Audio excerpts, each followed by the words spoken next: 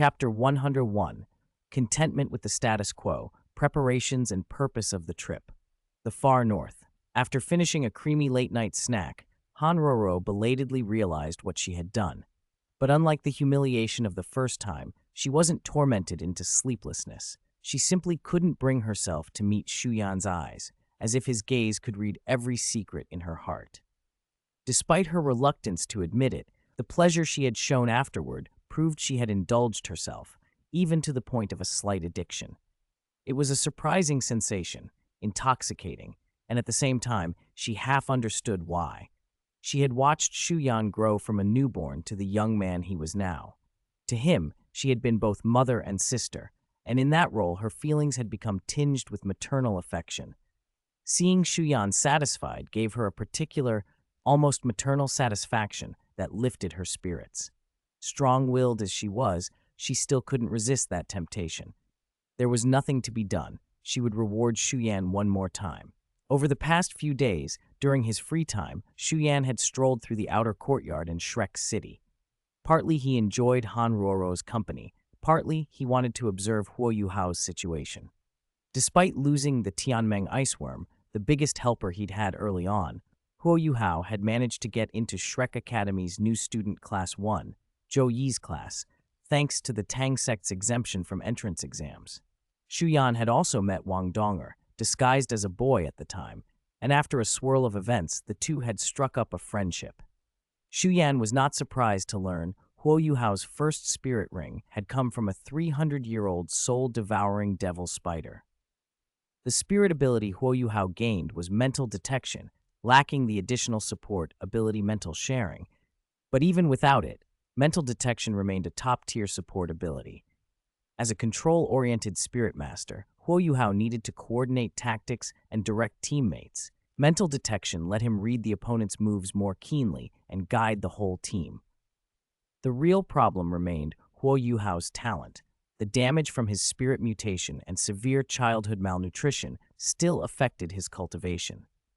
Zhuanglao had warmed and healed his internal injuries, and those life energies were slowly nourishing his bones and meridians. Eventually, his body would no longer be so weak. Whether Huo Yuhao could unlock his spirit's full potential would depend on future fortune. Shu Yan wasn't overly worried. If need be, he could quietly tip off the body sect and let them take Huo Yuhao in. There, the boy's cultivation path could be secured. As for Wang Donger, Shu Yan had no particular opinion. Whether she was Wang Donger or Wang Chuer, she was just another person to him. Anything was preferable to Tang Wutong, the biochemically synthesized monster who had split her daughter's soul for experiments. Wang Donger was lazy, but with the Clear Sky sect's endless resources and a 1,000-year second ring, her cultivation still sat at the Spirit Grandmaster level. It wasn't slow, but it didn't match her status and the resources she enjoyed. Tianmeng, meanwhile, who had been loafing by the Lake of Life, had taken an interest in Huo Yuhao when it first saw him. It sighed inwardly. If Shu Yan hadn't appeared, Huo Yuhao might have been its choice. But compared to Shu Yan, the gap was too large. If Shu Yan's world was a golden nest, Huo Yuhao's was a doghouse, and not even one of his own. Tianmeng wasn't being cruel, it was being realistic. Choosing the better option was an instinct. From the beginning, Tianmeng's goal had been Shu Yan. The mental shock when Shu Yan acquired his 5th spirit ring had awakened Tianmeng from its underground hiding. Although it had arrived too late the first time, it still remembered Shu Yan's aura. Meeting them again soon after felt like a gift from heaven. To Tianmeng, Shu Yan was an envoy sent to pull it out of the mire and lead it toward the light. After finishing his duties as an inner courtyard guide, Shu Yan began serious preparations for his upcoming training trip. His first destination was the extreme Northland, the human forbidden zone. Capturing the Snow Empress and making her his second spirit was the primary goal. He also wanted to confirm whether the Snow Empress still dwelt in the extreme Northland's core. In the original timeline, she would likely have been captured during her human transformation by someone using a 9th-grade soul guiding device, the God-sealing platform, and ultimately sold to the Star Luo Empire. If she had not been taken, Shu Yan would try to secure her. If she had already been captured and taken away, he would have to wrench her free from the Star Luo Empire during the next Spirit Master tournament. He didn't want to follow the path that would leave Huo Yuhao with no future. A secondary goal was the Ice and Fire Yin-Yang Well, the so-called human treasure basin, and the immortal herb rumored to grow there. The herb might not be indispensable for Shu Yan personally, but it would benefit his family and friends. He had to try. Shu Yan decided not to take a protector on this expedition. That choice carried risks, but it would also temper him. He was confident in his own strength. Ordinary spirit saints and spirit Douluo weren't his match. Even against a titled Douluo, he believed he could hold his own long enough to escape if necessary. His advancement in mental force allowed him to manipulate spatial powers with far greater precision. Spatial mysteries unfurled before him like a scroll, and he had begun to master spatial teleportation techniques that placed high demands on a spirit master's own capability. When his cultivation reached its peak, he imagined he could travel anywhere on the continent with a thought. He had also begun to grasp temporal power. Compared to spatial power, temporal power was stranger and mightier, one of his trump cards. If he unleashed all his tricks, he believed even a titled Douluo could fall. Still, Hanroro and Gu Yun, who had been stationed in Shrek City, begged and pleaded for his safety. Relenting, Shu Yan agreed to carry several protective spirit tools, mostly advanced tier 7-8 items, from the Sun Moon Empire and the Han family's stores. Hanroro had worked hard to collect them. Shu Yan could not refuse her kindness. Some of the tools proved extremely useful, so he planned to return them when he was done, perhaps even hand back a few tier 9 tools afterward. Shrek Academy posed no real problem. Shu Hong had negotiated with Yan Xiaozhe, and Shu Yan's comings and goings were now unrestricted. Such privileges came at a price. Yan Xiaozhe demanded that Shu Yan participate in the All-Continent Advanced Spirit Master Academy Spirit Fighting Tournament in a year and a half, as a main member of the Shrek 7 Devils. Others had fought tooth and nail for that slot. For Shu Yan, Shrek Academy practically begged him to accept. He couldn't help but smile at the irony and agreed. He would announce his dominance by strength alone. The coming era, he believed, would belong to him. With preparations finished, Shu Yan went to the Sea God Pavilion to see Mu En once more, then bid farewell to Han Ruruo and his inner courtyard friends. Truly on his way, he flew north. His pace was steady rather than reckless, and by that evening he had successfully bypassed the Stardew Great Forest and entered territory controlled by the Tianhun Empire. Among the 4 great empires on the continent, the Tianhun Empire was the most corrupt, but it still rested on a solid foundation and ranked above the Dueling Empire. It also boasted the largest number of advanced spirit masters. The Body Sect, Xuanming Sect, 9 Treasure Glazed Tile School, Blue Lightning Tyrant Dragon Clan, Sky Dragon Gate, and other major sects all ranked high across the continent. Medium-sized sects like the Earth Dragon Gate, which had spirit Douluo-level powerhouses and stable legacies, were plentiful. Against the flourishing sects and family forces, the Tianhun imperial family's position looked weak by comparison. The empire's current top genius was Princess Waina, who had twin spirits, Snow Lotus and Brain. Snow Lotus counted as a high-level support healing spirit, while Brain was a true top-tier mental attribute, body spirit. With the body sect's secret techniques, Waina could likely complete the second awakening of her body spirit to the silver tier, an achievement that placed her among the body sect's brightest prospects. Her connection with Long Aotian, the body sect's chief successor, was unusually close. In a few years, the body sect would likely become the Tianhun Empire's guardian sect. The 9 Treasure Glazed Tile School, by contrast, would find itself increasingly marginalized. Historically, when the Heaven Dew Empire split, the 9 Treasure Glazed Tile School had backed the snow-named imperial family that fled east. But the school couldn't abandon its vast foundations and fled with them. It had to stay. When Tianhun was formed, despite past grievances, the empire had tolerated the 9 Treasure Glazed Tile School because of its size and the presence of the 9-colored goddess Ning Rongrong.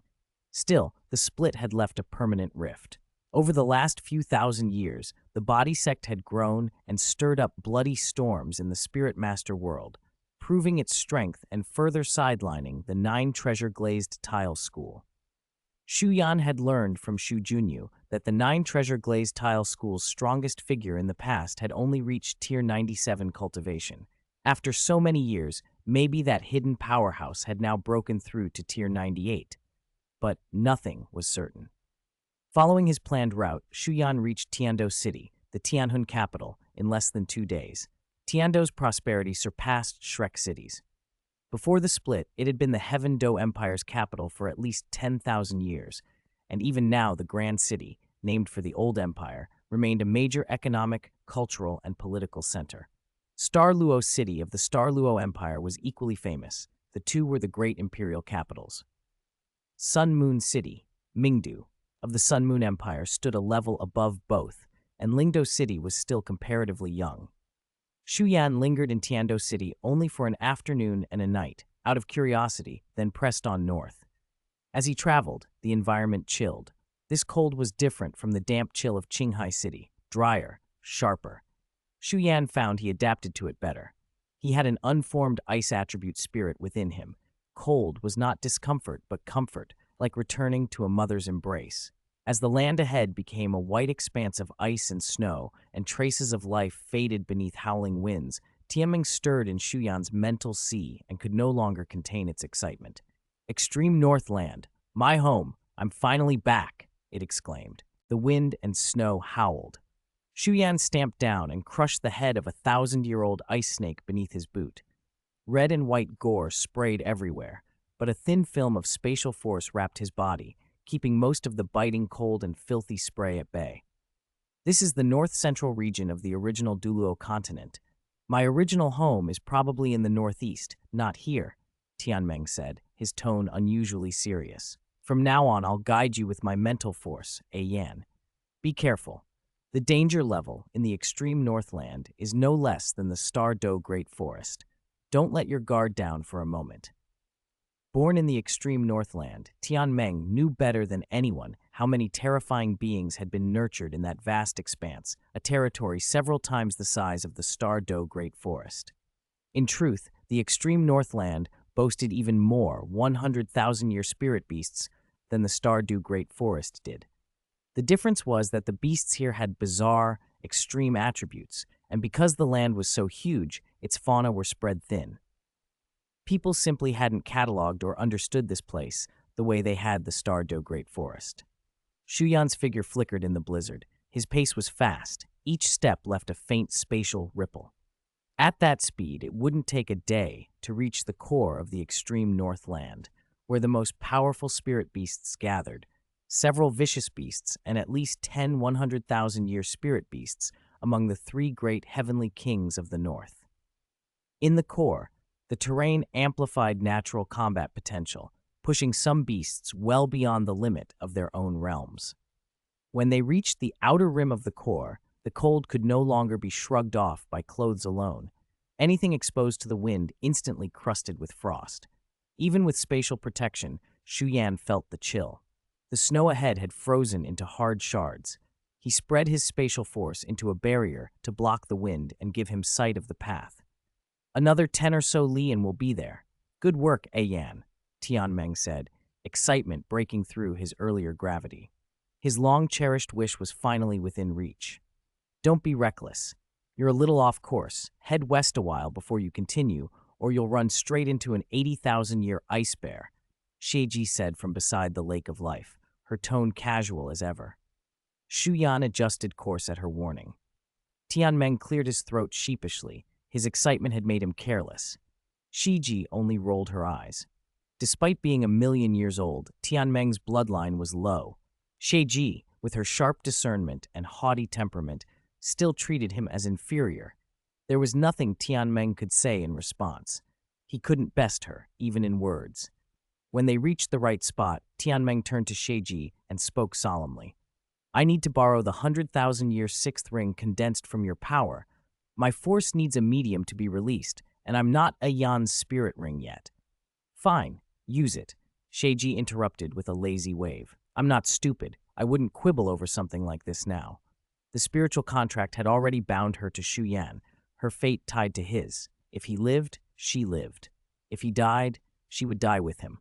She might despise Tianmeng, but she wasn't foolish.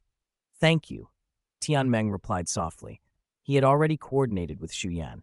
The biggest obstacle was gone. The Ice Emperor, if Tianmeng had his way, was about to be trapped. Powerful mental fluctuations surged through Shu Yan's head. For an instant, his consciousness swam. 6 spirit rings rose in his spirit sea, 5 black, 1 blood red, and the 6th, the blood red ring, was soon dyed with brilliant golden light. That gold overlaid and slowly suppressed the original crimson.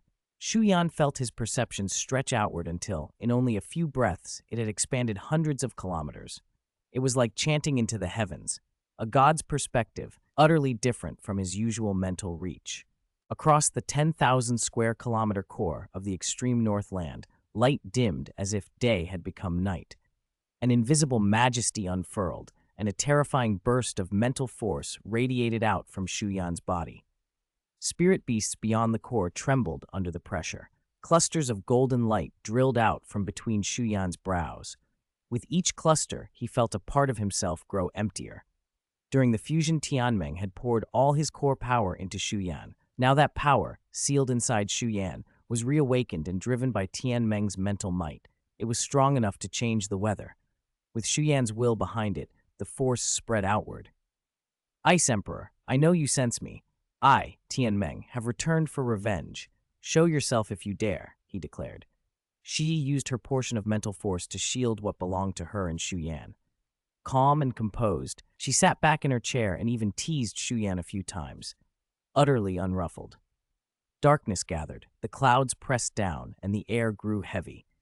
Around the golden, radiant figure Tianmeng originated, the sky blackened further. Then, unexpectedly, the pitch night split into an emerald green sheen as if a giant gem had been set into the heavens. The oppressive aura vanished. The emerald glow stopped a few thousand meters out around the gleaming heavenly dream form and held. Sheiji narrowed her eyes and exhaled softly. What a terrifying aura, as expected of the Ice Jade Scorpion royal family, extreme attributes. Even if she's 100,000 years below me in cultivation, with the terrain amplification here, I might not gain any advantage against her. Where the emerald light washed down, flying snow froze midair.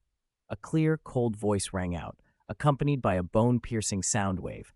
Snowdrifts rose and roared like 3-meter waves, but Shu Yan's main body, protected by Heavenly Dream's mental barricade, was untouched. "Heavenly Dream, you're still alive. You live up to your reputation as the longest lived in our north. To survive with only an ice silkworm's body for so long is impressive," the voice said. The reply came with a tremulous passion. "Ice Emperor, I would never abandon you. During the 10,000 years I was trapped by Ditian and others in the Stardew Great Forest, it was the thought of you that kept me going. I vowed that if I did not die, one day I would become your companion. Now I finally have the means and the confidence to do it. I will lead you into the realm all of us dream of." The voice rose in fervor, momentarily even overpowering the Ice Emperor's crushing presence. Shu Yan and Shiji felt Heavenly Dream's excitement and nervousness like heat. The Ice Emperor's reply was cold and full of killing intent. "I don't know what you have endured, but if you dare appear before me now, you must have plans to become the energy I need to break through to 400,000 years. If you wish to become part of me and help me ascend, I will accept your feelings.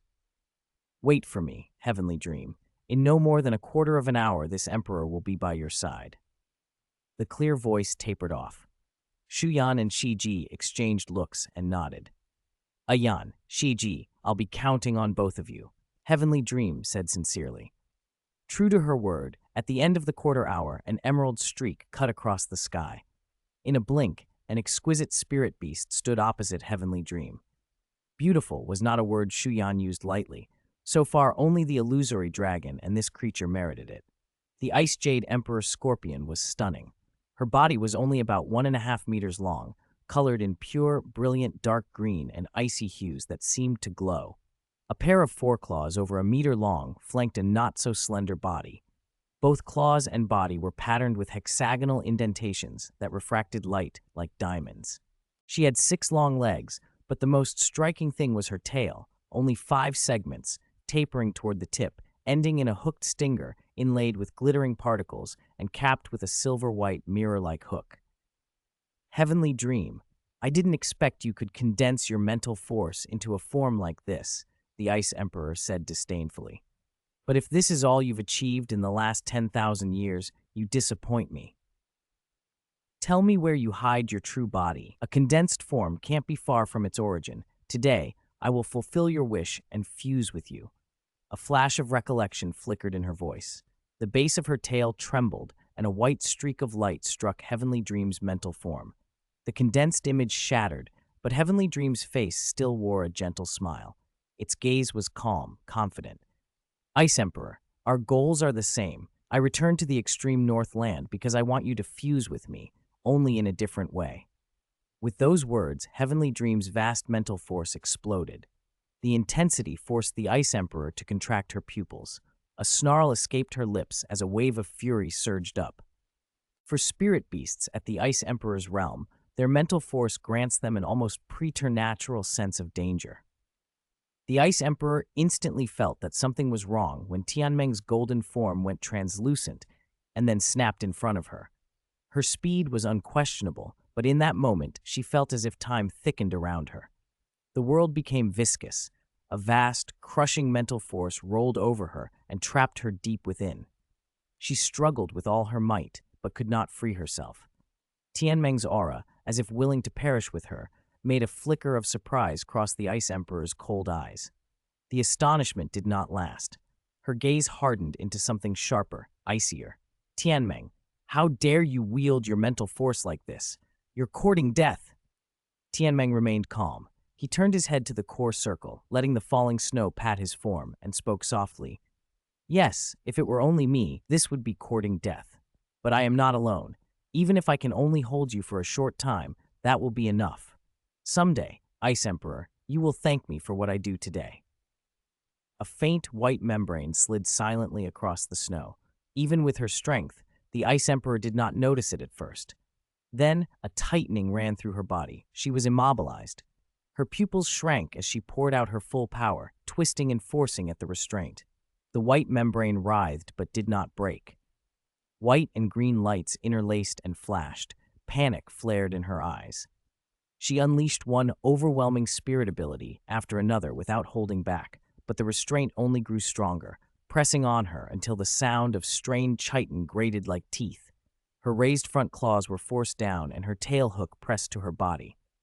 The Ice Emperor, one of the 3 heavenly kings of the extreme north, was bound by Tianmeng. No, no, this is impossible, she roared in terror. Tianmeng, you worthless thing, how can you bind me? Your kind and your abilities cannot possess such a control-type spirit ability. Facing imminent death, the Ice Emperor's voice trembled with the instinctive fear all creatures feel. For all her arrogance, she feared dying like this, especially at Tianmeng's hands. The golden light around Tianmeng receded and his form reappeared. A gentle smile touched his face. Ice Emperor, I know you are frightened and confused, but this isn't the place to talk. Don't blame me. I will explain everything later. Truly, I do this for your own good. He raised his eyes, and a spear of golden light shot toward the Ice Emperor. In that flash, her body vanished into thin air. Tianmeng sighed, and his consciousness, along with 9 golden lights, drifted back into Shu Yan's mental sea. Let's go, Yan. I already sense the Ice Emperor's kin rushing this way. If we don't pull back now, the 3 of us will be finished. Inside the Lake of Life, Tianmeng's calm broke. The urgency in his voice shattered the composure Shu Yan had worn. Shu Yan nodded, his consciousness taking command. Spatial force surged within him. With a streak of silver, he vanished from the region, leaving only traces of residual aura smeared away by wind and snow. Several hours later, Shu Yan reappeared in a snowfield in the outer extreme north, standing atop a small peak with a clear 360-degree view. A golden light shone from his brow, forming a disk about a meter across. The disk shimmered, and the figure trapped within the white membrane re-emerged. The Ice Jade Emperor Scorpion, the Ice Emperor herself, the remnant of Tianmeng's consciousness, crystallized from 1,000,000 years of cultivation, was astonishingly tough and resilient. Though he had once been drained nearly empty, he had deliberately preserved and reinforced his body through the draining, and without that toughness, he would have died many times over. After failing to break Tianmeng's mental cage, the Ice Emperor had recovered from panic and began to evaluate her situation and Tianmeng's motive. Her gaze was still cold, but the murderous intent that normally took shape beneath it was for now hidden. Tianmeng's lazy voice broke the silence. "What do you want, Tianmeng?" she asked icily. "I want you to live with me forever," he said plainly. "Don't be absurd," she replied. "We're centuries apart in our lifespans. What do you mean?" Tianmeng continued without embarrassment.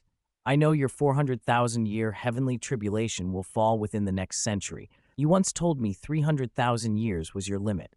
Without help, you will perish. That's not something I want to see. To achieve true immortality, you must become a divinity. But for us spirit beasts, whether we cultivate in our true forms or take human shape, becoming a divinity is nearly impossible. When I was trapped in the Douluo Great Forest, I thought and experimented for tens of thousands of years until I found one viable path." The Ice Emperor's expression softened a fraction. "What is it?" Tianmeng gazed at her and then sighed. "Have you ever noticed that what I present before you is not merely my solidified mental force, but my mental origin?" Surprise flickered across the Ice Emperor's face.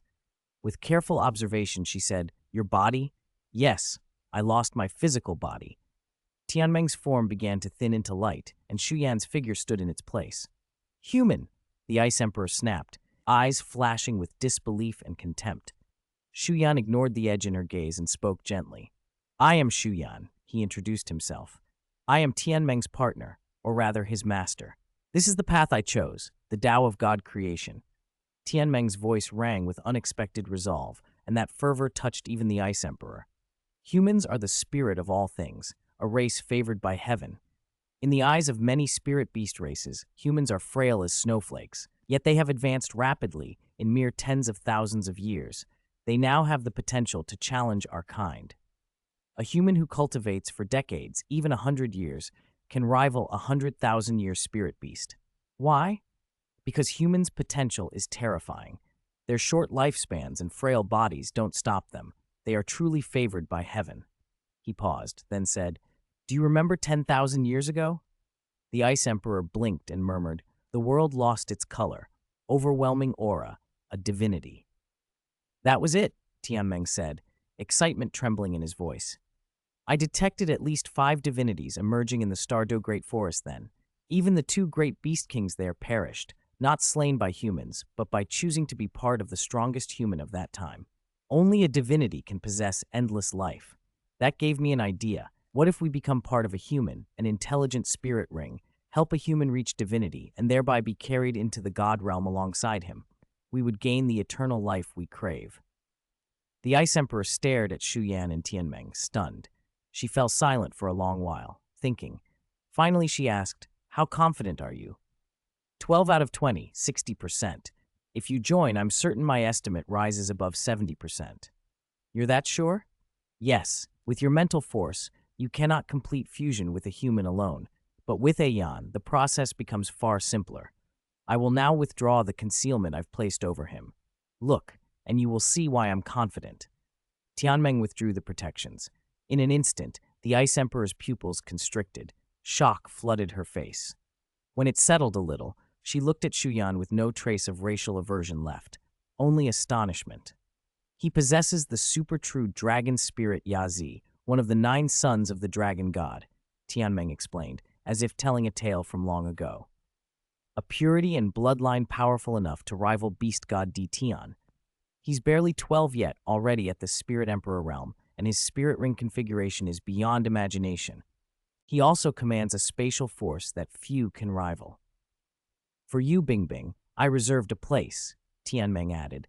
"I may have been drained of nearly everything in the Douluo Great Forest, but I can still provide Ayan with an unformed ice attribute spirit. That means his second spirit ring will have an ice attribute but no fixed species. Whatever the first spirit ring is, the ice attribute will manifest in that form. I've set this specifically aside for you." The Ice Emperor was stunned, her thoughts a tangle. Shu Yan's talent, Tianmeng's offering of a second spirit, and the vision of a shared path forward pressed on her. She had reigned as a hegemon for hundreds of thousands of years. In about 15 minutes, she recovered her composure. Her gaze toward Shu Yan lost its frost. Only a measure of chill remained in her voice. "You are a human who astonishes even me," she said. "Perhaps, as Tianmeng said, you are the best choice." A smile touched Shu Yan's mouth. "Our goals align. With time to adjust, I think we can become like-minded partners." "Yes, we will." Tianmeng's joy was audible. "Bing Bing, release your mental origin. Through my experiments over 10,000 years, I've mastered how to maintain clear consciousness after fusion. With your strength, alone you couldn't complete a perfect fusion with a human, but with Yan here, it's much easier." The Ice Emperor shot Tianmeng a cold glance. "You must promise me. You will not tamper with my mental origin during fusion, so I become subject to you afterward." Tianmeng was taken aback, then wounded at the mistrust. "Bing Bing, do you not trust me?" The Ice Emperor was merciless. "These choices have been forced on me, and temptation does not equal trust. I would sooner believe Shu Yan than be betrayed again." Tianmeng's voice sank with regret. "Bing Bing, how could you say that? I'm doing this for your good." Still, he made an oath. "By the Ice God, Tianmeng Iceworm, swear on ice itself, I will not tamper with your mental origin during the process of assisting you to become an intelligent spirit ring. If I break this vow, may everything belonging to ice be stripped away by you." Satisfied, the Ice Emperor finally nodded. Tianmeng relaxed his hold. The Ice Emperor regarded Shu Yan one last time. Her crystalline yellow eyes softened and shifted to emerald green. A faint emerald glow rippled backward from the base of her tail and converged at her stinger. With a flash, a small emerald orb separated and floated upward. Her majestic true form lost control. The divine light in her gaze dimmed, and she slowly collapsed to the ground. The golden light of Tianmeng's consciousness flowed along her shed skin, expanded as it touched the emerald orb, enveloped it, and returned swiftly to Shu Yan's mental sea. The Ice Jade Emperor Scorpion, stripped of her mental origin, emitted a terrifying, vicious aura. The sky itself took on an emerald sheen. The cold radiated outward, knife-keen. Shu Yan grunted, spirit power surging wildly to suppress the chill. "Tianmeng, your judgment is excellent," the Ice Emperor said, astonished. "I never thought a human boy, no older than 15, could be so powerful. I believed you when you said the chance of creating a divinity would exceed 70%. But why is there so much life energy in Shu Yan's mental sea? This aura is..." Her voice trailed from shock to suspicion. Within Shu Yan's mental sea, Tianmeng stood aside, watching, obedient and still. Before them, two beings who could have crushed him in their primes regarded one another. The Ice Emperor watched Shiji, who smiled warmly, but whose soul carried a malign core. The Ice Emperor's long experience taught her to recognize danger at a glance. Shiji stepped forward and introduced herself with a giggle. "Hello, Ice Emperor. I'm Shiji. My true form is the soul-eating Spider Emperor, 500,000 years of cultivation. I'm part of the God creation plan. In fact, I'm its primary initiator." She extended a fair, delicate jade hand. The Ice Emperor, now in human form, responded by naming herself plainly. "Ice Emperor, 390,000 years of cultivation, true form Ice Jade Emperor Scorpion." The large and small jade hands met. Shiji's smile grew more charming, while the Ice Emperor remained cool and reserved. Tianmeng watched this historic moment from the edge of Shu Yan's mind, and for the first time in a long while, could not keep the small smile from his face. Chapter 104. Take the second exam. Take a day off. I took the day off for Subject 2. I was so nervous last night I could barely sleep. My appointment was at 10 a.m., but there were so many people ahead of me, they were still testing the 8 slot. It looked like I'd be done around 4 or 5 in the afternoon. Once I got home, I planned to catch up on sleep. I hadn't slept in nearly 30 hours, and I couldn't take it any longer. Chapter 105. Snow Empress's Crisis. A faint golden halo flowed steadily into Shu Yan's sea of spirit. Tianmeng, while stabilizing Shu Yan's mental force, also shielded the Ice Jade Emperor Scorpion's mental origin. Otherwise, given the Scorpion's own mental strength, it would have been impossible for him to complete the fusion with a human under such conditions. Shu Yan's form appeared slowly in the mental realm, immediately drawing the attention of the other three. "Ice Jade Emperor Scorpion, welcome to the bond," Shu Yan said.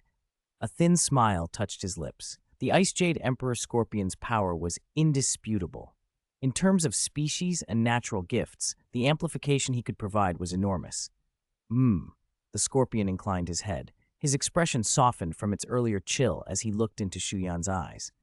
I can provide you with a spirit bone. Because my cultivation is almost 400,000 years, I can choose the type of spirit bone I produce. Limb bones, torso bones, anything. Shu Yan didn't hesitate. A left arm bone will do. Surprise flickered across the Scorpion's face. Are you sure? Shu Yan nodded. Yes. At that moment, Tianmeng explained the reasoning to the Ice Jade Emperor Scorpion. Once he understood, the Scorpion's furrowed brows relaxed and he agreed to Shu Yan's request. Yes, his species and age were terrifying advantages. But that didn't mean there weren't other spirit beasts on the continent more outstanding in certain aspects. A dual-armed spirit bone was already excellent. Besides their supreme ice attribute, the Ice Jade Scorpion clan was famed for overwhelming physical power. Never underestimate them. Though their bodies were not enormous, they could unleash force that shook mountains. As the Scorpion Royal, the Ice Jade Emperor Scorpion's strength was even greater. He could boast that, at a comparable age, his power might not be weaker than the Titan Snow Devil King. With the Spirit Bone decision made, the final spirit fusion began. Shu Yan's physical constitution was extraordinary, and his nearly limitless life energy quickly eased the pain of merging the spirit bone and the second spirit. The pain receded rapidly under the nourishment of that life force. The Ice Jade Emperor Scorpion watched, increasingly astonished, and felt an odd peace settle over him. Once he chose to fuse with Shu Yan, there was no turning back. Shu Yan had become vital to his continued existence. His mindset shifted. Like Shi Ji and Tianmeng, he would now devote himself to planning Shu Yan's advancement. After all, they too were steps on Shu Yan's path. When the second spirit, the Ice Jade Emperor Scorpion, fully fused, a ring of emerald green light radiated outward from Shu Yan's body. Within an instant, a 1,000-meter-wide area was suffused with extreme cold. Wind and snow in the sky congealed. Even time and space seemed to freeze. An indescribable comfort flowed through every cell in Shu Yan's body. Severe cold and low temperatures were no longer something he had to resist. With the Ice Jade Emperor Scorpion spirit within him, he had become the avatar of absolute cold. Behind Shu Yan, a massive emerald totem slowly formed, the true shape of the Ice Jade Emperor Scorpion's body. The weight of a beast king pressed out across 1,000 miles, celestial phenomena themselves seemed to respond. Shafts of heavenly light pierced the dark clouds. One beam struck Shu Yan. A blood-red spirit ring, etched with 4 golden marks, rose slowly, its deep red glow outlining a stunning image against the endless white of the snow. From afar, it was mesmerizing. Shu Yan opened his eyes. His once ink-dark gaze now carried a strange dark green tint that blended seamlessly into his irises. One look felt capable of swallowing a soul. "Yan, congratulations!" Tianmeng cried, excitement bordering on a roar. After fusing with the Ice Jade Emperor Scorpion, your physical quality has leapt again. Though the Ice Jade Emperor Scorpion can't match your first spirit, the dragon, in overall quality, his ultimate ice attribute is unparalleled in the world. This is the limit of elemental power, true ice that can freeze time and space. In your future cultivation, you will come to know its terror. Shi Ji and the Ice Jade Emperor Scorpion were equally moved. Shu Yan already bore the super true dragon spirit and was a heaven-defying talent. Now he had acquired a second spirit with an ultimate attribute. This was more than progress. It was transformation. Standing in the biting wind, Shu Yan looked out over the extreme north land. He wore only a single black garment, yet felt not an ounce of cold. Here his body felt pleasure and affinity. This was common to ice attribute spirit masters, though the experience varied with spirit quality. After a long pause, Shu Yan said, "I plan to go back to the core circle later." The three in the mental realm were stunned. The Ice Jade Emperor Scorpion asked, "Why?" Shu Yan considered, then answered, "I received news that several level 9 soul guidance devices from the Sun Moon Empire intend to infiltrate the core circle of the extreme Northland to capture a spirit beast over 200,000 years old." "A spirit beast over 200,000 years!" the Scorpion exclaimed. Although the extreme Northland contained many 100,000-year spirit beasts, perhaps as many as the Stardew Great Forest. Vicious beasts over 200,000 years were rare. Many of those were old acquaintances of the Ice Jade Emperor Scorpion. His face darkened. Is this information reliable? Can you tell who their target is? I can't imagine humans daring to penetrate the core circle to steal a vicious beast. He paused, then added, it's almost impossible to take a vicious beast from the core circle without alerting the others, unless a human limit duo led the operation. Shu Yan remained calm. I have special intelligence channels. This information is reliable. They couldn't deal with ordinary vicious beasts, but what if the target's power is somehow greatly reduced or it can't fight back? A thunderclap seemed to strike. The scorpion's body stiffened. A bold, almost absurd thought flashed through his mind, and his limbs trembled. CG and Tianmeng exchanged looks, uncertain what had happened. How is that possible? How is that possible? Could it be that their target is, the scorpion murmured, voice shaky. Tianmeng swallowed and asked softly, Bing Bing, who are you talking about? Terror filled the scorpion's eyes. He forced the words out. It's the Snow Empress. Their target must be the Snow Empress. In the core region, the only vicious beast that fits Shu Yan's description is the Snow Empress. What? Tianmeng and Shiji cried together. Who was the Snow Empress? She ranked third among the continent's top 10 vicious beasts, a heaven-ice snow maiden whose cultivation approached 700,000 years. She was formed from the purest iceborne elemental force of the extreme Northland's core. Over countless years, she had gained self-awareness and wisdom. In many ways, the Snow Empress was the true ruler of the extreme Northland, a spirit of ice and snow born of that land's own heaven and earth. She embodied the extreme Northland's fortune and was unlike any ordinary spirit beast. In some aspects, she could not even be categorized as one. How could this be? With Snow Empress's power, even if beast god Tian appeared, it would be extraordinarily difficult to defeat her in the core region. How could humans take her? Bing Bing, tell me exactly what happened, Tianmeng demanded, anxious. After having successfully brought the Ice Jade Emperor Scorpion under control, a terrifying idea had already formed in Tianmeng's mind. The possibility of turning the Snow Empress into an intelligent spirit ring like them in the future. Snow Empress was one of their most important prospective targets. If she were endangered, Shu Yan might lose a crucial ally, an obstacle on their path to godhood. No wonder Tianmeng was unsettled. Shiji's shock gave way to confusion. She had once lived on the northern barbarian borders adjacent to the extreme Northland and had long dealings with its spirit beasts. She knew how imposing Snow Empress was. She could not imagine which humans would dare threaten a dominator of heaven and earth. Who would be courting death? Don't jump to conclusions, Shu Yan said softly, intending to calm them. This intel came by chance. It's hard to be certain, but Ice Jade Emperor Scorpion, you should know Snow Empress's situation is riskier than yours at present. Judging by the Scorpion's reaction, his bond with the Snow Empress was deep, friends and rivals for hundreds of thousands of years. That explained why the cold, proud Scorpion had shown such raw emotion at the thought of Snow Empress in danger. Shu Yan's words steadied him. Not long ago, when I was patrolling my territory, I sensed Snow Empress's aura. She promised she would come to see me before her next great tribulation. That was our agreement. At least until she finds me, nothing should happen to her. Even if she can't get through the tribulation, she is still the Snow Empress. In the extreme Northland, unless a true god descends, no one can easily defeat her, the Scorpion said, regaining his composure. As a longtime friend and rival, the Scorpion knew Snow Empress's strength and temperament deeply.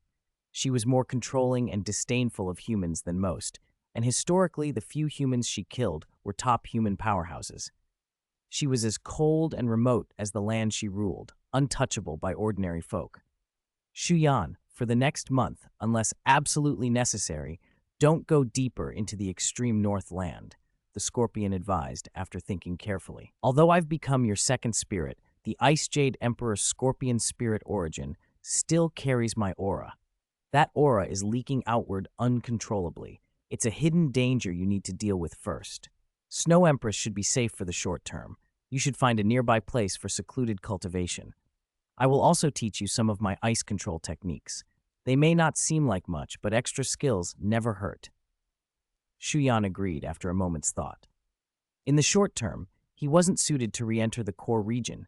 He still needed to become familiar with the Ice Jade Emperor Scorpion spirit, and guidance from the Scorpion would help. Tianmeng released its mental force and scanned 100 li radius, then pointed out a direction. Shu Yan followed and arrived at the border between a frost-covered forest and an ice plain. Forests like this, on the edge of the extreme north land and glazed with rime, were called the frozen forests on the continent. 10,000 years ago, food god Oscar, one of the 7 gods, had once come to the frozen forest to hunt spirit rings. Now, a portion of the frozen forest had been developed and encroached upon by humans. Even 10,000-year spirit beasts were rare there. Most denizens were millennia or century-level beasts. Still, powerful spirit beasts from the extreme Northland sometimes wandered through. Historical records even recorded sightings of ice-attributed spirit beasts more than 100,000 years old in the frozen forest. As humanity grew stronger, their encroachment into spirit beast territory increased, and the balance between the two races began to break. Compared to the extreme Northland with its singular attribute, the Stardew Great Forest suffered most from the clash of humans and spirit beasts. Both races were indispensable to the Douluo Continent's ecosystem, but regrettably, many in both races failed to recognize that fact.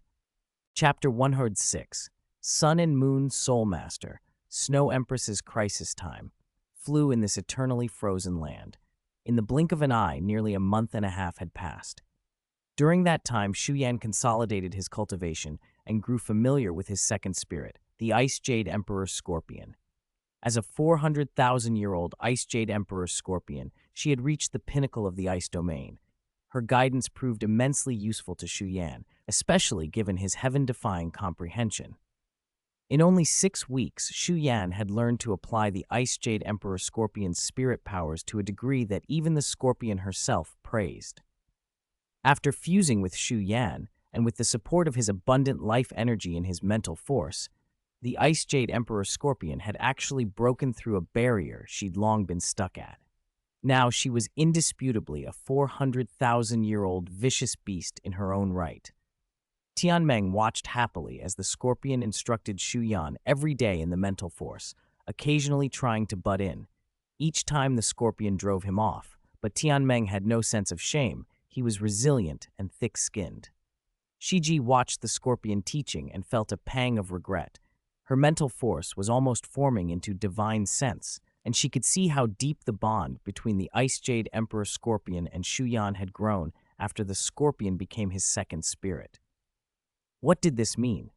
Simply put, if Shu Yan eventually became a god, the deeper a spirit's bond with him, the greater the benefits it would enjoy. The Ice Jade Emperor Scorpion's future strength would leap far past Shiji's. Shiji might not even be able to smell the Scorpion's exhaust.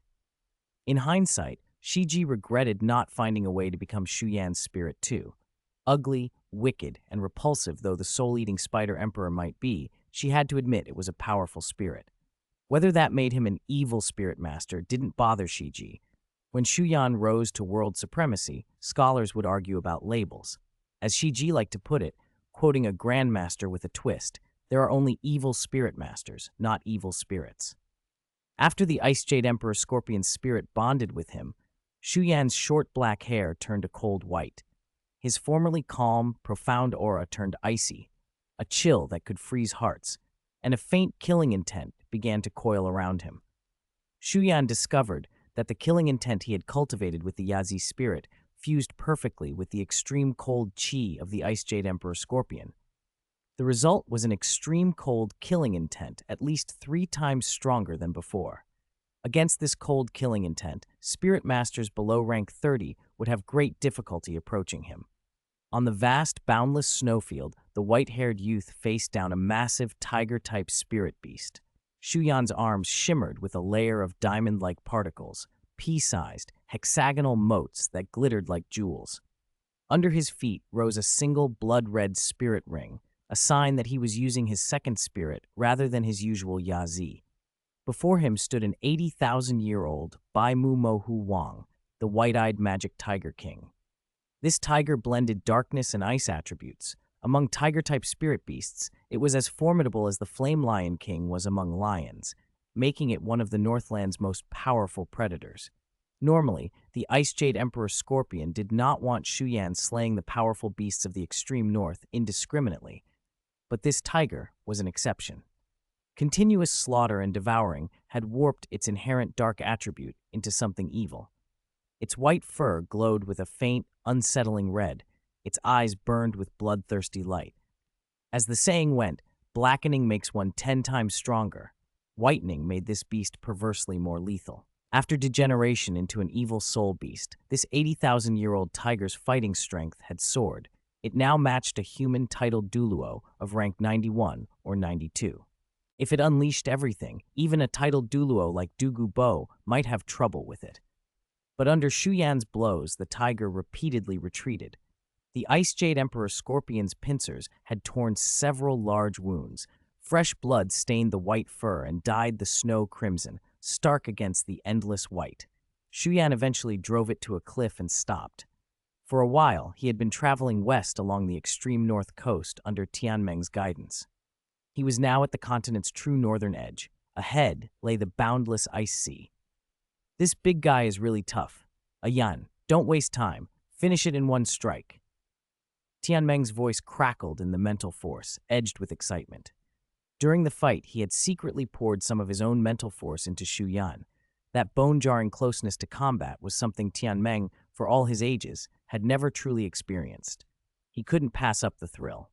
The Ice Jade Emperor Scorpion and Shi Ji reacted with disgust at Tianmeng's intrusion, but Shu Yan acted. A jade-green light burst from his body, spreading outward and freezing everything in its path. The Bai Mumo Huang's massive form froze mid-stride. Shu Yan had released the Everfrost Domain, one of the Ice Jade Emperor Scorpion's supreme domain-type spirit abilities. The Scorpion herself could freeze thousands of miles when she unleashed it. Shu Yan's version was far weaker, but still formidable. With the tiger restrained by the Everfrost, the jade-green light on Shu Yan's chest intensified. Then a beam as thick as an arm shot out. Where the light touched, reality seemed to blur and fade. It struck the tiger. The beast didn't even cry out as its life force drained away. A 10,000-year spirit ring, tinged with traces of evil aura, rose slowly into the air. At Xieji's urging, Shu Yan activated his soul-devouring secret art and consumed the tiger's spirit ring and remaining soul. Tianmeng suddenly piped up again. Yan, check his right leg bone. Shu Yan peeled open the tiger's carcass with the scorpion's pincers and found a right leg bone radiating a fierce aura. Tsk, Yan, you really are lucky. This luck of yours almost rivals mine. Tianmeng's self-satisfied chuckle made both the Ice Jade Emperor Scorpion and Shiji clench their fists. Then Tianmeng's muffled screams echoed in the mental force as the two spirits took their turns hammering him. Shu Yan frowned slightly. Neither the Scorpion nor Shiji had gentle tempers. Tianmeng's life in the mental force was, to put it mildly, under constant humiliation. Shu Yan stored the spirit bone in his spirit storage tool. An 80,000-year top-grade spirit bone was worth over 15 million gold coins, practically picking up an entire small city. After collecting all usable items from the tiger, Shu Yan continued west along the coast. His movement was swift. The bitter cold didn't bother him with the Ice Jade Emperor Scorpion's support. If anything, it aided his spirit power recovery.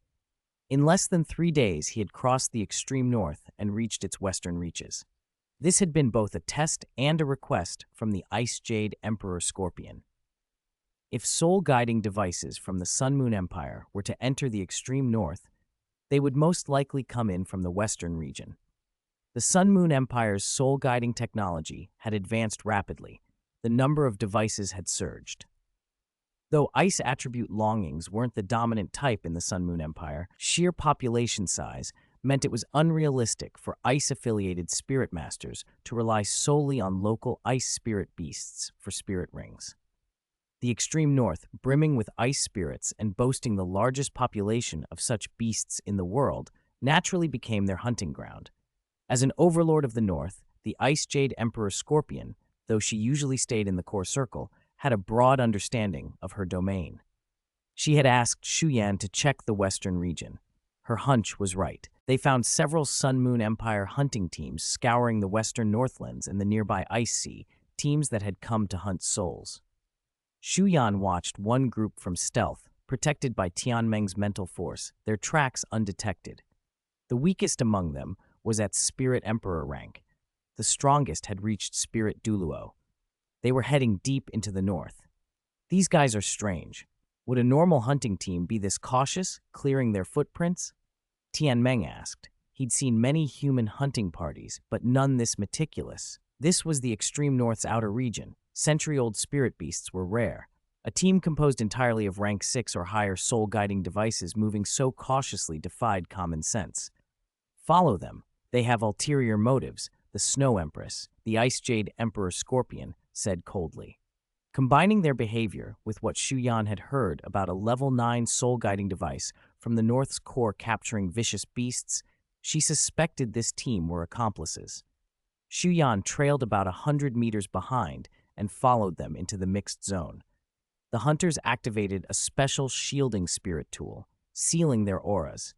Even when they encountered spirit beasts, they skirted them carefully. They never tried to attack. Deeper in the mixed zone, they unpacked several boxes and erected an antenna-like device above them.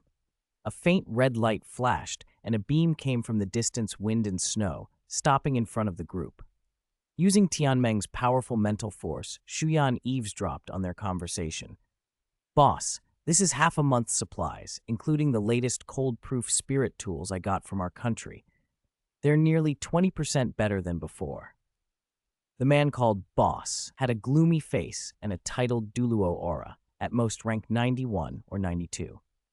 A common problem among Sun Moon Empire soul-guiding devices was drug dependence. To speed up cultivation, they used stimulants that accelerated breakthroughs but damaged their potential and even shortened lifespans. Outside the Holy Spirit Church, few reached the Super Douluo level without drugs. Well done," the boss rumbled. "We've been hiding here for half a year. Old Mo nearly froze to death in the core zone. After paying such a cost, the net's almost ready to close," a level 8 soul-guiding device said, excitement in his voice. "Boss, how many favors do you think this 100,000-year spirit beast will buy us?" The boss chuckled. "Enough for us to change identities and become top nobles in the Star Luo Empire once we defect. Weren't you the one who contacted Star Luo's agents? What did they say?" "I bribed a small leader. He said Star Luo's higher-ups seem very interested. They'll help us with our status once they see the item." "Naturalization shouldn't be a problem," the level 8 answered, but the boss slapped him to the ground. "Idiot. Don't promise them anything without a clear guarantee. The people from the original Douluo 3 kingdoms are the craftiest. What you see isn't what you get. You're risking us." The boss kicked him again until blood trickled from his mouth. Then the boss, a level 9 soul-guiding device, spoke in a low, imposing voice. If they were to have hope, they needed definite protection from Star Luo, preferably a high official to vouch for them. He proposed sending the letter personally to Shattering Star Douluo in Star Luo City to prove sincerity. The original Douluo 3 Kingdoms soul-guiding tech was backward. Level 9 devices were nearly non-existent. If they could join Star Luo, that empire's technology would explode in growth. This was their last hope. If they failed, they might as well select a proper burial ground. His tone bore the weight of a titled Douluo and forced the others nearly to their knees.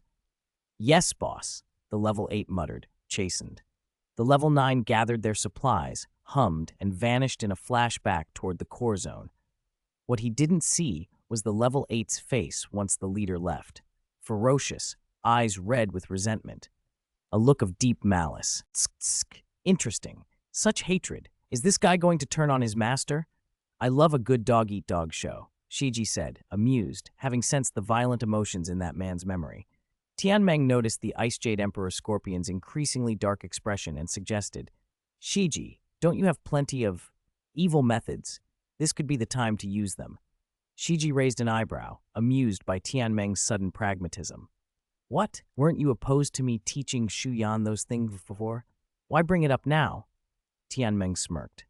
"Brother's been thinking, as long as a Yan grows stronger, what method doesn't count? If it's a little evil, so be it. Brother cares only for his people now. Besides, Even if these guys are only average, they can be cannon fodder. And there are 2 level 9s in the core zone. Heh. Shiji laughed. You're being double-faced, big bug. I never thought you had the makings of an evil spirit beast. Human nature has never been all just and pure, Shu Yan said at the right moment. Double standards and greed are part of it too. No one is perfect, and circumstances mold people. I don't demand anyone be a certain type. I only ask myself to do what I think is right. Having lived 2 lives, Shu Yan felt he had the right to make that judgment. Tianmeng nodded and then, with a fawning tone toward the scorpion, whispered, Bing Bing, do you think Ayan and I are right? The Ice Jade Emperor Scorpion glanced at him and said plainly, I don't care for the tangles of the human world. To me, strength is supreme. The strong hold sway. That's the truth of this world. Tianmeng nodded vigorously. Bing Bing's right. Right and wrong are decided by the strong. I hate getting involved in those complicated schemes. Shiji squinted at Tianmeng, finding new appreciation for his sycophancy. Outside, Shu Yan watched the group pack and head outward. Then a silver flash streaked across him, and he vanished. The hunters were making steady progress when the lead level 8, Old Fang, suddenly froze in place. Those behind almost tripped into him. What are you doing? Move. This area is close to the core zone. If a powerful spirit beast finds us, we'll be done, a level 7 hissed. Old Fang remained motionless. Before anyone could react, a dark green mental fluctuation enveloped them. They collapsed into the snow. Shu Yan stepped from the flurries. A strange spider totem flared on his brow. A dense dark green mist rolled out, forming and seeping into the hunters' minds. Painful roars drifted away on the wind. Not long after, the men rose again with stiff, puppet-like movements, and as one, fell to their knees before Shu Yan. Master, they intoned in unison. Shu Yan withdrew his hand, and the dark green mist dispersed. Shiji chuckled. They're all your spirit slaves now. Ha! I just looked through their memories. These guys are bold. Shu Yan, guess why those 2 betrayed their country? Shu Yan shrugged casually. What? Shiji smiled with an eerie edge, then fell silent, eyes glittering. Chapter 107, The Crisis of the Snow Empress, Part 3, and Wu Feng. For the sake of so-called love, Shiji's words froze Shu Yan for a moment. Then he continued, Love? What kind of love? Shiji smiled without warmth. Those 2 rank 9 spirit tool experts are from the same sect, and both only broke through in the last 2 years. Their teacher holds a high position in the Sun Moon Empire, but those 2 were simply foolish. They were bewitched by 2 female spies from the original continent's 3 kingdoms and lost all sense. Spurred on by those ladies, they didn't hesitate to betray the very master and country that trained them. Before they left, they even left a big surprise for their teacher. This, Shu Yan fell silent. Tianmeng and the Snow Empress, both present in his mental sea, were stunned. A moment later, the Snow Empress said coldly, Humans truly are a ruthless and unprincipled race. Shu Yan's mouth twitched. The Snow Empress's generalization felt a bit excessive, but on reflection, he had to admit those 2 rank 9 experts were indeed traitors. When he eavesdropped earlier, that rank 9 expert hadn't seemed the kind to be so easily infatuated. Was this that old contrast they talked about? Shu Yan could only sigh silently. The Love Continent certainly lived up to its name. For a fleeting, baseless infatuation, those 2 betrayed their sect and country. He'd only ever read such things in novels, which made it sound oddly familiar. A moment later, Shu Yan waved his hand and collected all the stored spirit tools from those people. He marked a rendezvous on his map and ordered them to wait there. After becoming spiritual slaves, their minds were dulled, obedient like puppets. Not all spiritual slaves were the same. Under Shiji's soul control technique, these few were the lowest grade and easiest to command. They retained only basic intelligence, obeyed their master without question, fought on instinct, and needed active manipulation from a soul device to adapt. Higher-grade spiritual slaves retained most of their original minds and could adapt in battle. The highest grade were virtually indistinguishable from ordinary people, except that their souls were fully controlled. In that state, they were like tamed cats, utterly obedient. Ordinary limit Douluo without mental force attributes often couldn't detect anything wrong with a controlled body or mental sea. Shiji once possessed a few of those top-grade spiritual slaves. In her story, Shu Yan heard a name that made him uneasy: Holy Spirit Church. That terrifying, covert evil soul master force. He hadn't expected Shiji to have any ties to them. Shiji claimed innocence and then recounted the past. After the war over 4,000 years ago, she had run into a team of evil soul masters in the Tianhun Empire who were gathering grievances of passing souls. One of them was called the Holy Maiden and held a high rank. Shiji used her soul control method to take over those people and mine their memories, learning of the Holy Spirit Church and some of its secrets. But at the time, she had devoured too many soul grievances. Her cultivation was on the verge of a breakthrough, and she had to return to her lair to prepare for the heavenly tribulation. After she broke through and recovered, she remembered the spiritual slaves she'd once controlled. To her surprise, the woman called the Holy Maiden had by then reached near the peak of rank 98, and Shiji's control was beginning to fail. Back then, Shiji wasn't as powerful as she was now. She couldn't easily control a quasi-limit Douluo. Before that woman broke through to limit Douluo, Shiji used her to thoroughly plunder the Holy Spirit Church, obtaining countless rare treasures, even a crystal that contained some kind of evil divine force. That thing, according to the woman's memory, came from a place called Slaughter City. Shu Yan kept his expression unchanged. None of this was the point right now. The core area was where everything important was about to happen. Earlier, Tianmeng had used his mental force to tag that rank 9 expert. With the mark's help, he quickly located the two again. The spot lay on the edge of the Snow Empress's territory, and Snow Empress's face darkened. Shu Yan moved through wind and snow. From the memories he'd swept, he confirmed those two had been lurking in the core area for over half a year, an astonishing feat. Even a titled Douluo needs to mobilize spirit power to resist the core area's bitter cold, not to mention the numerous powerful spirit beasts there. For two humans to survive hidden in that environment for so long meant they weren't entirely powerless. Following Tianmeng's guidance, Shu Yan advanced. The air grew colder, and a distant roar of a vicious beast vanished into howling wind and snow. To the naked eye, it looked like a dead, frigid wasteland. With mental force, though, countless remarkable life forms revealed themselves. After about half an hour, Tianmeng halted and warned, "Ayan, be careful. I sense more than one trigger-type spirit tool ahead. I don't know their exact effects, but they're high-grade. Also, there's a faint mental force fluctuation. One of the two rank 9 experts is a mental force spirit master." A mental force rank 9 spirit master? Shu Yan was surprised. Mental force spirit masters are the most suited to become spirit tool experts. Among them, a rank 9 mental force expert is the most dangerous in potential and power. Their strong mental force gives them huge advantages making and manipulating spirit tools. Losing such a figure would be a great blow even to the vast Sun Moon Empire. With Tianmeng and Shiji providing cover, Shu Yan wasn't worried about being spotted. His focus was avoiding those trigger tools. After bypassing many, he finally found a spirit tool shield, shimmering faintly white buried in the snow. Inside it were the rank 9 expert and a middle-aged man. That shield isolates mental force detection within a radius, Tianmeng explained, amusement in his voice. Look how bedraggled they are. The core area's cold, and the threat of spirit beasts have clearly taken their toll.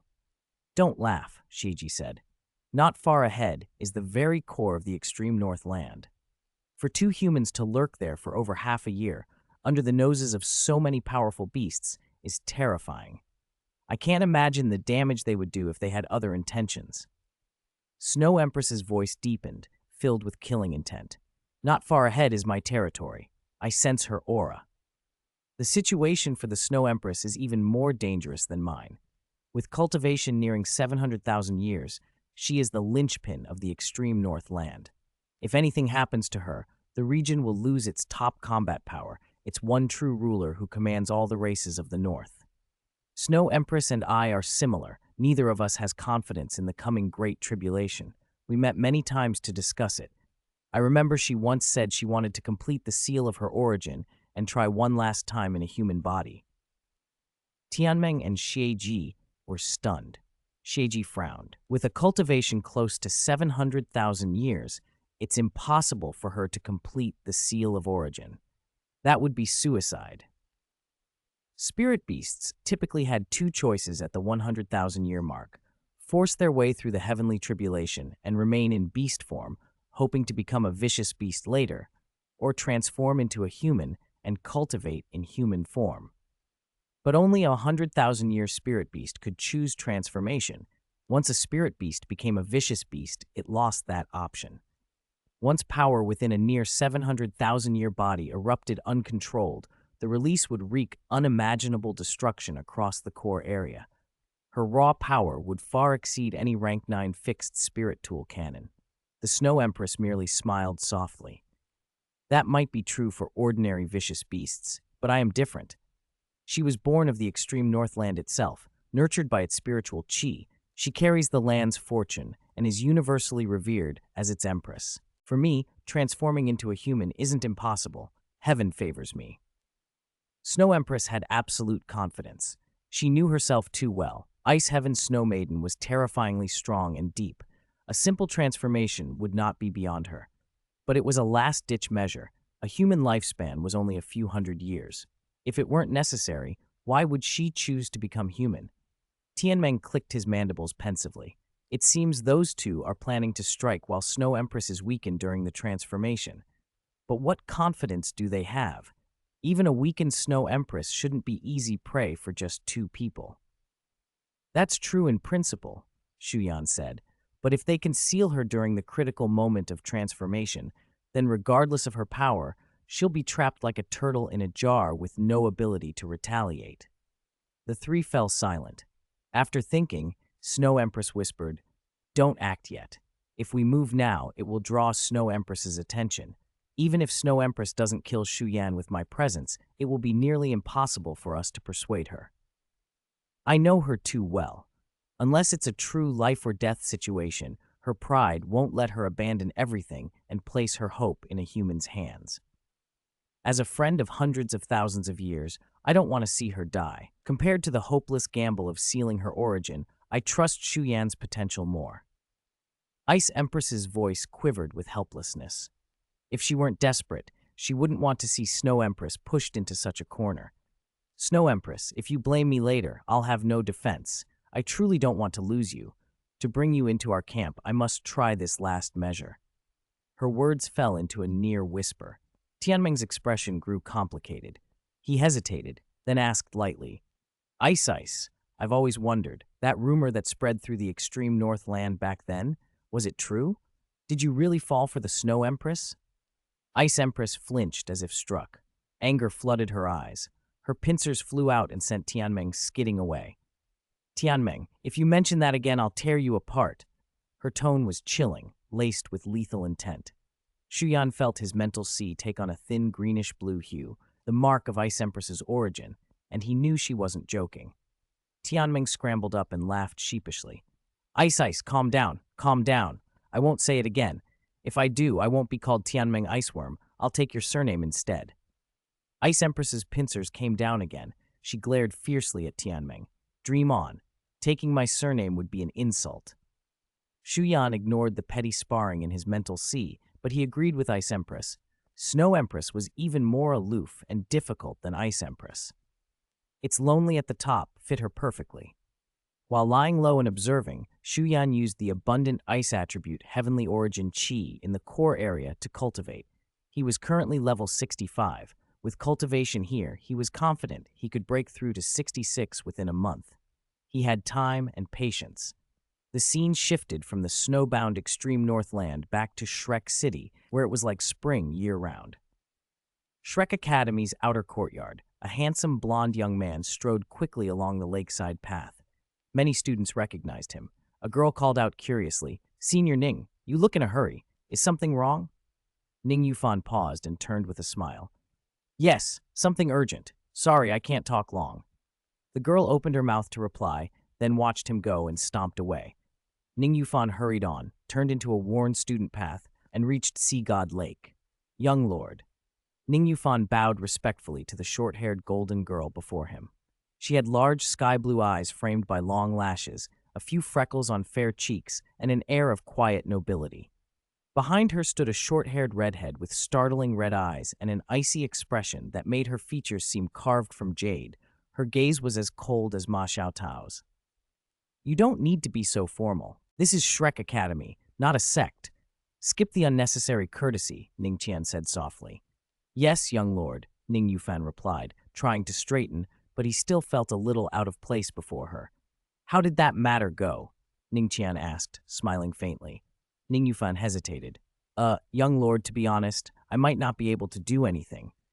What do you mean? Wu Feng interjected, frowning. Ning Tian shot her a helpless look, then said to Ning Yufan, Sister Feng can be willful, ignore her. Ning Yufan smiled and didn't press the matter. They had grown up together. He understood Wu Feng's temperament. Can you tell me what happened exactly? Ning Tian asked quietly. Ning Yufan nodded. Senior Shu Yan and a senior sister from the inner courtyard led us into the Stardo Great Forest for a spirit hunt. I tried to find a chance to speak with Senior Shu Yan during and after the hunt, but that senior sister was always by his side. I couldn't find a suitable moment. When Ning Tian enrolled, she had asked Ning Yufan to pass a message to Shu Yan and hoped to meet him, but Wu Ming had kept such a close watch on Shu Yan that Ning Yufan didn't dare risk it. After all, Lan Yuxin had been threatened by Wu Ming just for showing favor to Shu Yan. A senior sister from the inner courtyard? What's her relationship with Shu Yan? Ning Tian's brows tightened. She's called Wu Ming. Her spirit is the top-tier golden crow. Her cultivation is among the top 5 of all inner courtyard students. She's at the spirit saint level, and many call her the golden crow saintess. As for her relationship with Shu Yan, they're friends, very close. She's also close to Senior Han, Shu Yan's girlfriend. Ning Yufan answered honestly and couldn't help marveling at Shu Yan's charm. Even Ning Yufan, who hadn't met him, was eager to talk about him. Ning Tian murmured the name Senior Han. She knew of her. Second in the inner courtyard, a spirit Douluo under 30, incredible talent, and heir to the Han family. The 9 treasure glazed tile school and the Han family competed in business. Each had channels for smuggling valuable metals and advanced spirit tools from the Sun Moon Empire.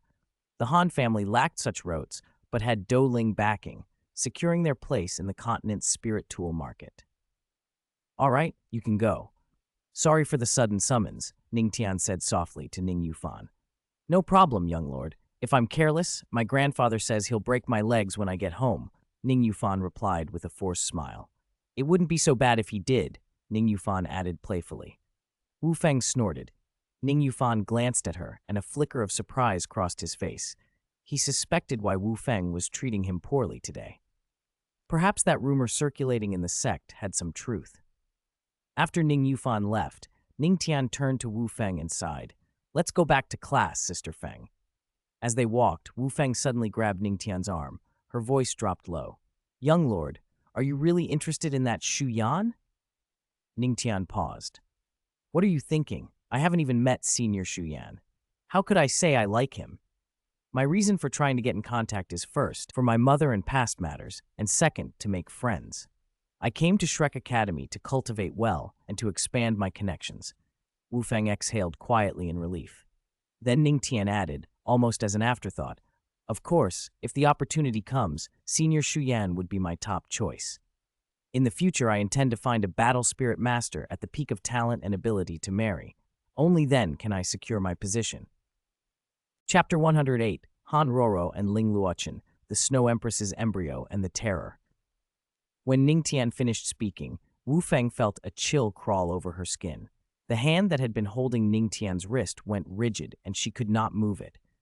Ning Tian, as the next sect leader of the 9 treasure glazed tile school, had to find a spirit master partner of extraordinary talent and strength to solidify her position.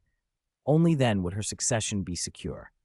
Wu Feng had no doubt about her own talent. Her red dragon spirit's explosive power was among the best of the beast spirits, but there was one fatal flaw: her gender. She had been only one step away from Ning Tian, and that step suddenly seemed an insurmountable mountain. Ning Tian sighed softly. She had been precocious and quick-witted since childhood, and coming from a top sect like the 9 treasure glazed tile school had made her emotionally more mature than newly awakened students. She could tell Wu Feng's feelings had long since passed friendship, but Ning Tian had the burden of inheriting and expanding the sect. She could not return those feelings, although a faint, unusual tenderness lingered in her heart for Wu Feng.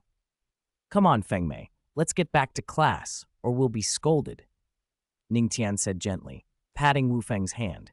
She turned and walked away. Wu Feng was pulled along like a puppet until the chatter of classmates snapped her back to reality. A great sorrow swelled inside her. She stared blankly at the podium as if time had frozen. In her courtyard, the sunset cast a fiery glow over the ground. A cool breeze rustled the trees. Lake water lapped softly against the sand, and several large spirit turtles that senior students kept in Sea God Lake lay lazily on the shore, stretching their necks to greet passing students. A graceful figure walked alone along the path. Her presence drew the turtles' attention, and then several strips of dried meat dropped from above and landed squarely in front of them. Leaning on the railing, Han Ruoro looked out over the shimmering lake, letting the breeze stir the hair at her temples. Habits are dangerous things. The past year with Shu Yan by her side had been wonderful and full. Now that he was gone, she felt a hollow in her chest that nothing else could fill. Only Shu Yan could complete her. "Do you think, when will Ayan come back?" she murmured to the turtles as they tore at the meat. The evening was perfect and beautiful, but the person who should have been there was missing. A familiar loneliness settled over Han Ruoro. Even her usually gentle face seemed drained of color. Footsteps approached from behind. Han Ruoro didn't turn until they grew close, and then she realized the steps were not quite like Wu Ming's. She looked up. To her surprise, it was Ling Luochen. Today, Ling Luochen wore a black dress whose hem revealed pale, veined calves, so fair she seemed almost ghostly. In the dusk, she lived up to her title as an ice beauty. Han Ruoro felt an odd stab of envy. She remembered Shu Yan's description of Ling Luochen as a female ghost. "You look troubled, senior sister," Ling Luochen said first. Her voice was cool and distant, crisp enough to leave a strong impression. "Haven't seen you in a while. What have you been up to?" Han Ruoro asked. Strange to say, after their last conversation, her guard against Ling Luochen had softened. Ling's pride hadn't seemed to include fixation on Shu Yan. Perhaps she had moved on. Han Ruoro had no intention of treating Ling Luochen as a rival. Their connection was that of senior and junior, as well as a personal bond, different in nature from the Shrek Seven Devils' glory. As the second-ranked senior of the inner courtyard, Han Ruoro had been a main control spirit master in previous competitions. Their generation's Shrek Seven Devils, Zhang Lexuan, Han Ruoro, Wu Ming, Huo Yao, and the others had dominated. But the new generation was even stronger. Ma Xiaotao dying Shu Yan, Ling Luochen herself was a top talent. Ling Luochen answered lightly, "Not much, mostly cultivating. Life's been quiet." Han Ruoro advised, "You should make more friends. You're too cold by nature. As the heir of a spirit master family, you need to expand your network." Ling Luochen neither accepted nor rejected the advice. The Ling family was a noble spirit master family that had risen during the Four Kingdoms War. Its inherited spirit was the rare ice element. The current Ling patriarch's cultivation likely reached Super Douluo. He was from the same era as Tianyang Douluo and had survived to this day. But Han Ruoro misunderstood something. Ling Luochen held little affection for her family. Her parents' relationship had collapsed shortly after her birth. They were now forever estranged. She grew up isolated in that cold, power-driven household. Much of her icy demeanor was a product of that upbringing. Ling Luochen had awakened her family's ice spirit at 6, with innate spirit power at 9.5, undisputedly the family's top prodigy. She was sent to Shrek Academy at 12, but not a single family member came to see her off. She felt little belonging to the clan, and even some aversion to its politics and endless infighting. After a moment of silence, Ling Luochen admitted, "If I could, I wouldn't return to the family. There are many within the Ling family who could inherit the patriarchal position. If I had to compete, I could only rely on my own strength. I'm not suitable for that role anyway. I haven't even finished finding my own path. Asking me to manage the family, I don't think I could do it." Han Ruoro considered this and then nodded. It's the same with many big families, infighting and power struggles. The Han family had its problems, and so did the Shu family. Our family lacks the decisiveness of a military household like the Shu family. When it comes to family affection and tangled loyalties, we hesitate. The Shu family is different. They use an iron hand. Swords are sometimes sharper than words. Being ruthless is sometimes necessary. For a moment, the two set aside the rivalrous tension between them and spoke like ordinary friends. Night fell and darkness gathered. As the last of the sunset faded, Ling Luochen said softly, "I'm going to the extreme north land soon, to finish a monitoring mission and to visit my grandmother's ancestral home. She was the only light in my dark years. If it weren't for her, I might have died in some forgotten corner long ago." Hanro wished her well. "Take care of yourself." In the howling wind and snow, time blurred. Too long alone in such a place can wear down a person's mental force. Shu Yan's will was strong, but after 3 or 4 months of monotonous scenery, he felt the itch of loneliness. Still, his cultivation had broken through. The dense, ice-attributed heaven and earth origin energy in the core area amplified his progress far more than any simulated training ground at Shrek Academy. If not for the dangerous spirit beasts here, the region would be perfect for seclusion. During this time, Tianyang and the others stayed in contact, and ilex above the Lake of Life had not yet awakened. The life spirit, aided by Shu Yan's widening and purifying mental sea, had been attempting to condense a spiritual body. That wisp of soul was supremely pure. If the Snow Empress herself were to describe it, she might say it was purer than she was. Day after day, the life spirit used life energy to help Shu Yan cleanse his body and to assist the great spirit beasts in organizing their origin energy. Shu Yan's spiritual sea stored vast reserves of energy, enough to overwhelm a limit Douluo if released, so the seals had to be opened gradually. The life spirit's duty was to sort and help absorb that energy, and its meticulousness earned even the Snow Empress's praise. Then, at noon one day, something changed. Tianyang, who had been sleeping, suddenly sat bolt upright. "The Snow Empress's aura! She's beginning!" The Snow Empress and Sheiji woke soon after. Shiji yawned lazily, then said, "We all felt it. Stop shouting. You're giving me a headache." As a spider-type spirit beast, she had exceptional sensory abilities and had noticed the aura earlier. Shu Yan also emerged from meditation. The pale blue shield around him dissipated and the wind and snow returned. Through Tianyang's mental force sharing, they saw the scene in the distance. In the endless blizzard, 2 ninth-rank spirit device masters stood fanatically watching. Faint white light shimmered beside them, at least 8th or 9th rank spirit tools shielding them from the Snow Empress's perception. "It's the Snow Empress." The Snow Empress's hands tightened. Her towering, exquisite form seemed to glance this way with a look of melancholy. Then, centered on her body, a circle of white light burst outward. Snowfall multiplied 5-fold. Temperatures plunged across dozens of miles, transforming the landscape into an immutable snow kingdom. Tianyang, Sheiji, Shu Yan mouthed in Tianyang's mental stream. "That's the snow dance blazing sun. What terrifying power. At least 3 times stronger than the Ice Empress's Everfrost domain. No wonder the Snow Empress." Tianyang shivered. If the Snow Empress had pursued him back then, he might have been struck dead on the spot. Sheiji's eyes widened as well. The force she felt overwhelmed even the dark gold Dreadclaw Bear King. A single domain-type spirit ability from the continent's 3rd vicious beast could suppress all other beasts. In the blizzard, a milky white pillar of light shot toward the sky. The Snow Empress smelled a familiar aura and said in surprise, "A snow lotus, at least 100,000 years old. No wonder she planned to transform into a human form. She found such a supreme treasure." The pillar pierced dense cloud. Then sunlight broke through in a 1,000-meter radius like salvation or an omen of falling skies.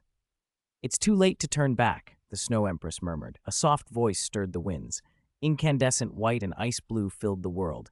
Other colors seemed to be stripped away. Everyone watching was stunned. "She's sealing origin power. The transformation into a human form has begun," Tianyang said quietly. Inside the spirit device shield, the 2 ninth-rank masters from the Sun Moon Empire gaped in ecstatic anticipation. For half a year of hiding in the core area, enduring hardship, this was their reward. Their bodies trembled. Blessed by fate, the Snow Empress's transformation went smoothly. In just over half an hour, her tall body dissipated and was replaced by a white, gaseous embryo slowly taking shape. "Now, Shu Yan," the Snow Empress's voice echoed faintly in the spiritual sea. Shu Yan reacted immediately. He grabbed a 7th rank disintegration cannon and fired 3 space attribute 5th rank fixed load soul device cannons at the trigger type spirit tools guarding the site. The explosions cracked the ground for miles. The 2 9th rank masters who had been preparing to act froze. The forming white embryo trembled, then a voice full of shock and fury rang out. Human form! The 2 masters' expressions shifted to alarm.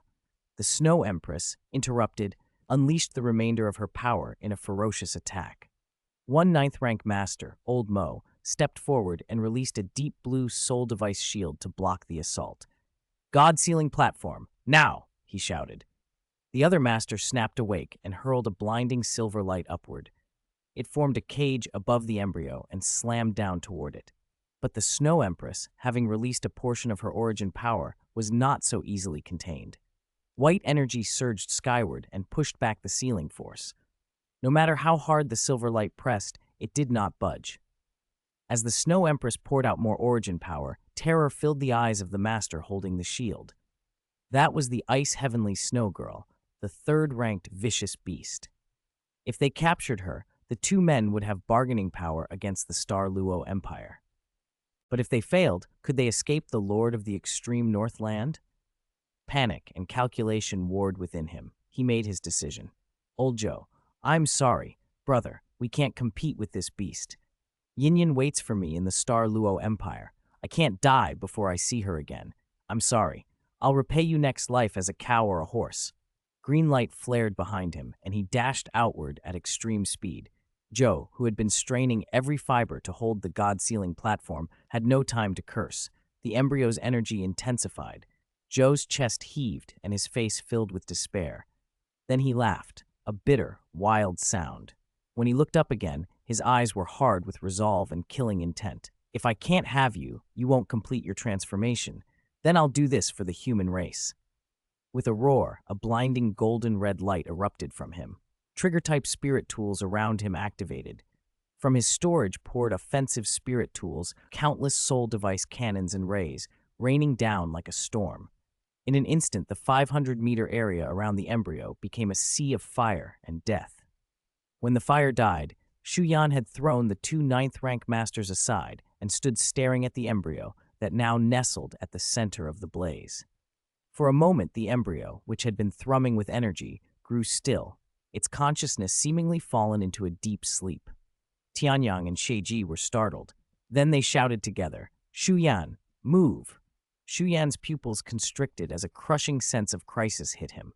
The Ice Emperor's body protection flared, spatial force surged through him, and countless silver lights coalesced to shield him, barely holding back an invisible but overwhelmingly terrifying energy fluctuation. When it subsided, a thread of blood ran from the corner of Shu Yan's mouth. They had no time to worry over him. Tianyang's voice trembled as he reported, "We didn't notice the Snow Empress's inner state earlier. That 9th-rank master's attack interrupted her transformation, and though it forced her to stop, it also thrust her fragile soul into a deep sleep. Her sealed origin has been fully activated. The Snow Empress's embryo is now a bomb. It could detonate at any moment." Tianyang's words shook them all.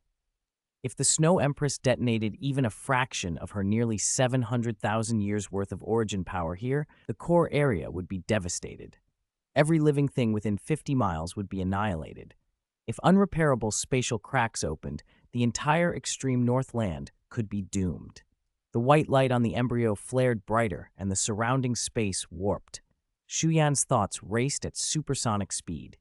He gritted his teeth and turned to Tianyang and the others, preparing to speak. Chapter 109, Forced Fusion, Awakening Gray. The Snow Empress embryo is extremely unstable. It's too late to awaken her consciousness now. If we hope to prevent the embryo from detonating, the only option is to force a fusion. Heavenly Dream, Shiji, Ice Empress. No matter how we suppress her, the Snow Empress's innate energy is still too vast for me. You must continuously help me seal her origin energy. Ice Empress, you know the Snow Empress better than anyone. During this process, you and Heavenly Dream must both protect her soul. This is a gamble with our lives, but we have no choice. Trust that heaven favors us. Shu Yan finished the arrangements quickly. Immediately, a layer of pure white ice crystals leapt over him. Each crystal was hexagonal with many facets, refracting light into a blinding display. With Ice Emperor protection and a spatial barrier, 2 layers of defense, he could just barely withstand the erratic energy surging from the out-of-control Snow Empress embryo and approach it. In a flash of silver light, Shu Yan teleported directly before the embryo. His vast mental force erupted, instantly enveloping it. White qi, guided by an unseen pull, surged from the embryo into Shu Yan's glabella. Immense power poured in. The 3 presences in his sea of consciousness strained to disperse and seal that terrifying tide. Even so, Shu Yan felt the crushing weight of it. The Snow Empress was not an ordinary spirit beast. Her origin was unique. Her energy was astonishingly pure and powerful. Even Sheiji, with his singular cultivation method, could not match her on the energetic plane. As the purest spiritual being between heaven and earth, the Snow Empress, though lacking a mental attribute, possessed an unimaginably powerful mental origin. To fuse with the Snow Empress's most fundamental power was an ordeal that left even the versatile Shu Yan reeling under pressure. This is insane. If I had known, I shouldn't have held back earlier. Who knew that damned fool would make such a mess for us at the last moment? Heavenly Dream wailed as it fought to suppress and seal the Snow Empress's origin energy. If it could cry, it would. It had finally found a prodigy host with a chance to reach that realm and fulfill its long-held wish. If it lost him through one slip, it believed it would never forgive itself. Above all, its goddess, the one it had yearned for over 10,000 years, was here. It could not bear the thought of anything happening to her. The pressure from the embryo drove every spirit beast within dozens of miles away. Celestial phenomena were forced to warp. The snow had stopped, but the sky went black and the temperature plummeted to an impossible low. Shu Yan sat cross-legged above the void realm. Even with the Ice Jade Emperor Scorpion Spirit assisting, his body was sheathed in white frost from the embryo's cold. The chill eroded his sensations, the flow of his spirit power and mental force slowed, pain creeped through every cell. Each second was a torment to flesh and mind. He had no energy for anything else. If he faltered, both he and the Snow Empress would die in this core region. Luckily, his terrifying physical constitution and deep foundation sustained him. Time trickled by. White qi kept pouring into his sea of consciousness. Progress was slow but steady. Just as Heavenly Dream allowed itself a tiny secret breath, a brutal will suddenly tore into the fusion. "Human, you court death!" The icy voice carried manic fury. Spirit power fluctuations erupted, Ice Emperor protection and the spatial barrier shattered at once. Shu Yan spat blood, his insides nearly collapsing under the shock. The raw might of a peerless, vicious beast, even at far less than its pinnacle, was not something Shu Yan could withstand at such proximity. As the Snow Empress's consciousness reawakened, the violent energy surged without restraint. In an instant, Shu Yan was drenched in his own blood and then frozen solid into a bloody ice statue. No way. Big brother, are we really that unlucky? The Snow Empress could have awakened at any other time. Why now, at the most crucial moment? Is heaven trying to destroy us? Heavenly Dream's voice quivered with sobs. Before it could finish, the Ice Empress slapped it away in panic. A blood-red spirit ring inlaid with 4 golden sigils flared beneath Shu Yan, and Ice Empress's anxious voice carried outward in a direct link. "Snow Maiden, it's me! We're saving you!" At those words, the consciousness that had been spiraling into chaos paused. Then a hoarse, disbelieving voice answered. "Binger, is that you? How? How could it be you? How are you inside a human's body? What happened?" Ice Empress was fixated on Shu Yan's condition. Her voice grew more frantic, edged with pleading. "Snow Empress, I'll explain everything later, but for now, stop channeling your origin power. If this continues, Shu Yan won't survive, and then we'll all die." Snow Empress fell silent for a moment, then spoke miserably. "Binger, I can't control my origin power. That human's attack affected me a great deal. The fusion with the 100,000-year Snow Lotus isn't complete. The origin energy I had sealed has been fully ignited. Its revival will only accelerate. I don't know exactly what happened, but I'm afraid we'll all die here today." "How is that possible? How could this happen?" Ice Empress cried, despair flooding her face. She turned to Heavenly Dream and then collapsed, screaming. "Heavenly Dream, this is your fault. If it weren't for you, none of this would have happened." Ice Empress's collapse and shriek landed squarely in Heavenly Dream's awareness. Heavenly Dream watched Shu Yan's sea of consciousness crack and falter, then looked at the Ice Empress kneeling weakly. For a moment, its mind drowned in chaotic pain. Then something clicked. It raised its head with a new, unshakable resolve. Bing Bing. This is my fault. Don't worry. Even if I must sacrifice myself today, I will guarantee your safety and Yan's. I vow it with my life. Heavenly Dream's voice turned deep and hoarse. Then its body erupted in blinding golden light. 9 golden spirit rings shot up into Shu Yan's sea of consciousness. Wherever that divine light touched, platinum gold flames burst into being. Heavenly Dream seemed to be transformed, finally severing itself from its past lazy, helpless image. I'm sorry, Yan. I'm sorry to you, Bing Bing. There may still be a chance to salvage this. I am a genuine million-year spirit beast, but you've always thought me worthless. My frail ice silkworm body never gave me much battle power, yet even a so-called worthless creature has strengths no one expects. Heavenly Dream's voice grew fiercer. My greatest pride is my mental force. It sounds absurd, but after fusing with Yan, I gained abilities I never imagined. I may only have one chance to use them, and I didn't expect it to come so soon. He looked at Ice Empress with a mixture of grief and tenderness, then turned his gaze outward from the sea of consciousness. Snow Empress, I know you're listening. Yan and I haven't had much time together, but I know him well. He's trustworthy, exceptionally gifted, calm, and insightful. He's the human most likely to become a divinity. Join him. Be his aid. If Yan becomes a divinity, you can gain true eternal life as part of him. That's the plan.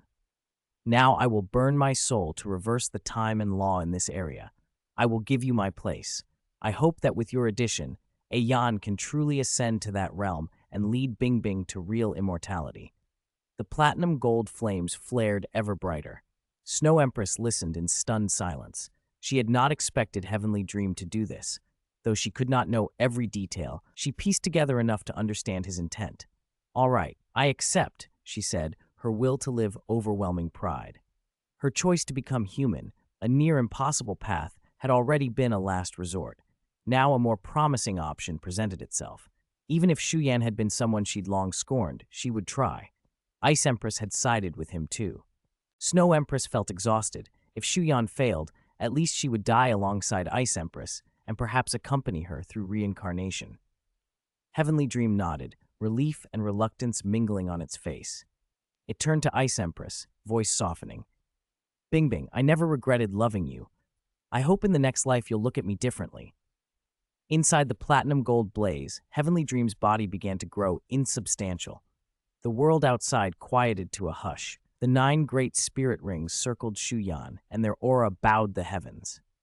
Ice Empress stared dumbly. A heavy, suffocating grief weighed on her chest. Something wet slid down her cheek and vanished into the golden light. As Heavenly Dream's figure faded, at the very last second, a soft sigh echoed inside Shu Yan's sea of consciousness. The gray bead that had hung above his spirit sea trembled, then unraveled into a flow of gray chi that wrapped around him. You big bug, stubborn and slow, maybe, but loyal and righteous. You don't have to die. Leave what comes next to this old man. Chapter 110, Awakening Gray. In an instant, a gray current of chi swept through Shu Yan's mental sea, and his inner world turned ash-colored. Both the Snow Empress and Shiji stared in stunned fear. The power that permeated his mind was far above ordinary soul-level forces. The divine sense involved was on an utterly different plane. Even Shiji, who prided herself on mental force, could only feel despair at how high and alien this power was. The blazing white gold flames that had raged around them dwindled under the gray tide. Unnoticed by the others, Shu Yan's second spirit, the Ice Jade Emperor Scorpion, had withdrawn. From below, a gray spirit ring rose slowly, trailing after images in the air so that it seemed multiplied. Tianmeng's consciousness, previously faint and ethereal, solidified. He took in the scene in disbelief and murmured, "Who are you? Even a damaged divine sense can wield such terrifying power." An aged voice chuckled from the gray light.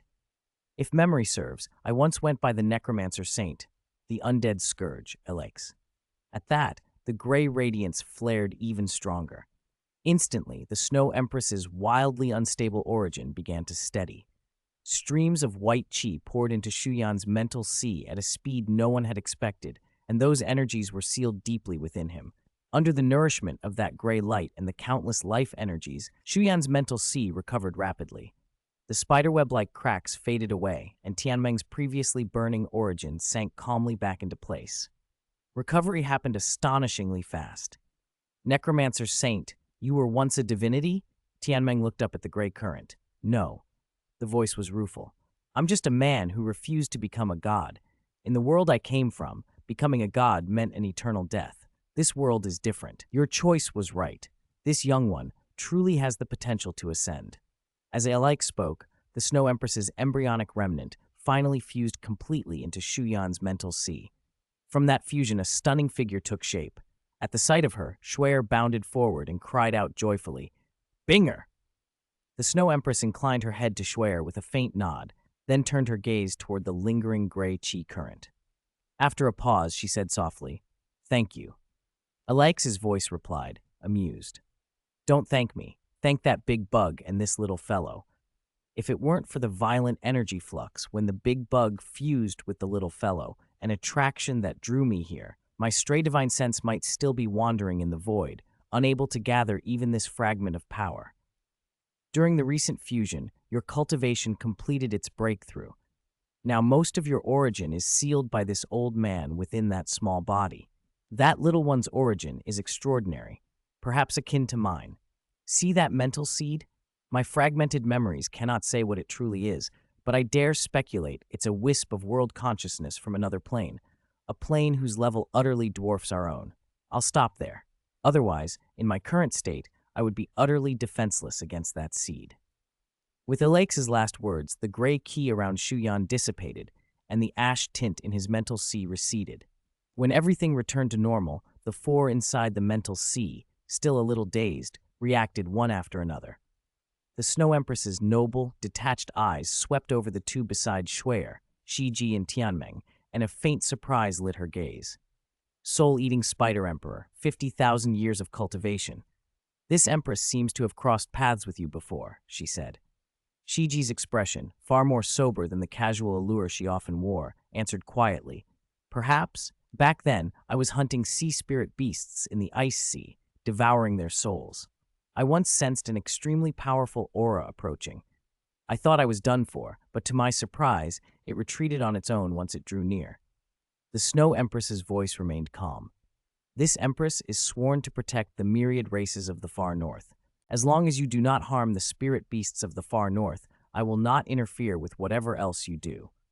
The Dominator is considerate, Shiji said with a small laugh. She glanced up toward the world outside the mental sea and then added, Shu Yan always goes all out. Fortunately, this time the outcome is good, otherwise he'd have fared poorly. Shu Yan, the Snow Empress murmured. This human is indeed special, very strong. Binger, Snow Empress herself, wrapped an arm around Shuer's waist and rested her cheek against the other empress, sniffing the faint fragrance that clung to her. She chuckled softly. Shuer, when Shu Yan wakes, I'll introduce you. As that Tianmeng fellow said, Shu Yan might be the last human with a chance to become a god. Her expression suddenly darkened. Binger gently tugged at Shuer's hand and leaned closer, about to say something more, when Shuer pressed a finger to her lips and spoke instead. Binger, whatever the means, I know your intentions were for the best. We have been together for hundreds of thousands of years. You are the one I trust most. Before I resolved to truly become human, I searched for you, but your clansfolk said you had vanished. I regretted that deeply. I did not expect, with your pride, that you would consent to such a plan. A flash of anger flared in Shuer's eyes, but it faded when she looked at Tianmeng in the corner. Complicated emotion showed across her face. I was forced to join back then, she admitted. I was stunned and confused, almost misled by that Tianmeng fellow. By the time I snapped back, it was already too late. Shuer, do you still remember Tianmeng?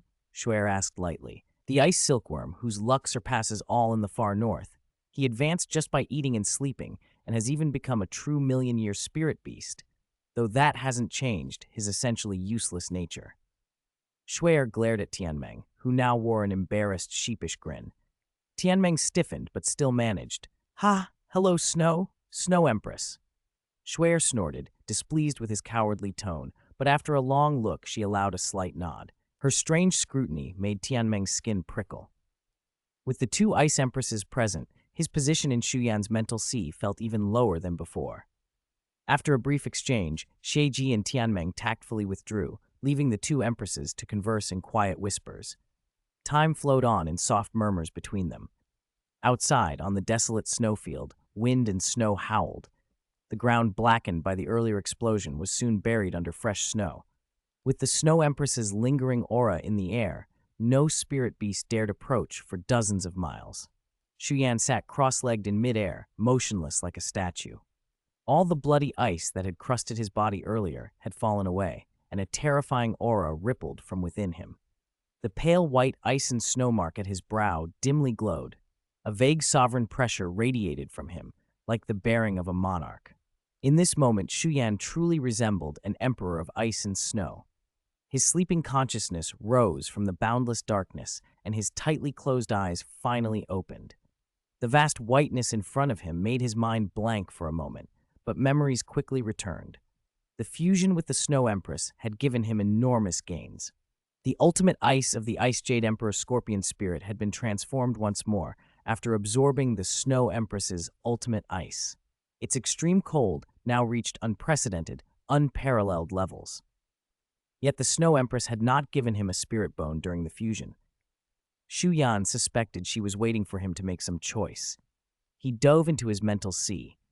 The four vicious beasts that had been slumbering there were jolted awake. Shu Yan's gaze fell on the white-haired woman at the forefront. Even he, used to seeing beautiful women, had to admit she was worthy of being a spirit of heaven and earth.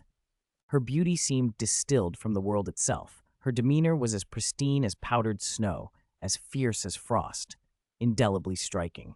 A single look was enough to ensnare anyone. When their eyes met, Shu Yan felt his heart tremble. Even within his own mental sea, the Snow Empress gave him the impression she could take command. This was no diminished, fragmented spirit. This was the 700,000-year-old Ice Sky Snow Lady at her peak. The Snow Empress he had fused with now possessed the full power of a peerless, vicious beast. Her strength alone might well overwhelm Sheiji and Shura combined. Chapter 111, The 700,000-Year Torso Bone and the Deep-Sea Demon Whale. After a brief exchange of glances, the Snow Empress spoke first. I can give you a spirit bone. I think a torso bone would be best. What do you think? Shu Yan raised an eyebrow, weighing the options. Among the 6 major spirit bone slots on his body, he already possessed spirit bones for his arms and legs. Except for the right leg bone, the spirit bones in his other 3 body positions were all over 100,000 years old. His left and right arm bones came from the 400,000-year-old Ice Jade Emperor Scorpion and the 500,000-year-old Soul-Eating Spider Emperor, respectively.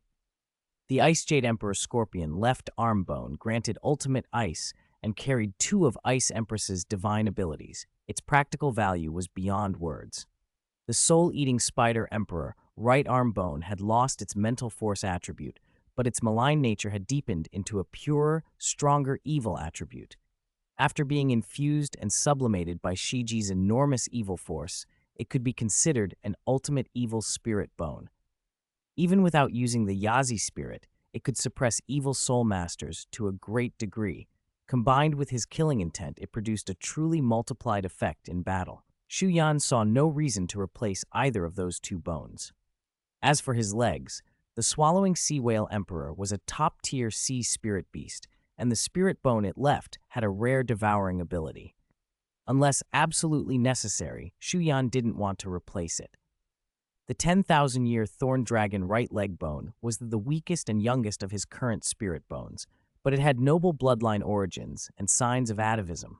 Shu Yan hoped someday to find a high-year spirit bone from a spatial dragon with the same Emerald Dragon King bloodline and attempt a fusion. In any case, Snow Empress's 700,000-year spirit bone was far too precious to occupy a humble leg slot. After thinking it through, he nodded. A torso bone. I've sealed too many massive energies inside my body right now, different energies that can't be completely fused at once. I can absorb them gradually, but it puts a heavy burden on me. My strength is already astonishing, but carrying two super spirits and all that energy strains me. I do need a high-quality torso spirit bone. Snow Empress agreed silently. Truthfully, even if Shu Yan had asked for one of her leg bones, or a skull, she would have refused. For her, giving anything less than a torso would have been foolish. Her origin had already been sealed inside Shu Yan. She had no choice but to accept the situation. The 700,000-year-old Ice Sky Snow Maiden torso spirit bone slowly returned to its place. Snow Empress offered it willingly, with no resentment, and Shu Yan absorbed it in less than 2 hours. His spirit power surged 2 levels, leaping to level 68. Shiji sighed softly and admitted with a touch of regret. Fate, indeed. I had already prepared a spirit beast to provide Shu Yan with a 7th spirit ring and a torso bone, but Snow Empress's spirit bone is just a bit superior. Everyone perked up. Tianmeng poked his head out, curious. The spirit beast you prepared wasn't one of those overlords in the Stardew Great Forest, was it? If it is, calm down. Brother still doesn't want our Yan to be chopped into meat paste by beast god Dtian's claws. Shiji rolled her eyes. If you can think of it, so can I. The spirit beast I prepared is a genuine sea spirit beast, cultivation over 600,000 years.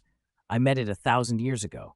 Like me, it grows by devouring other spirit beasts, so it rose very fast. If I hadn't run, I might have become its meal. She smiled maliciously. And come to think of it, beast god Dtian would suit the 9th ring for Yan's Yazi spirit very well. Snow Empress frowned. Dtian, we shouldn't touch him. Beyond his status in the spirit beast world, his strength is near the god realm.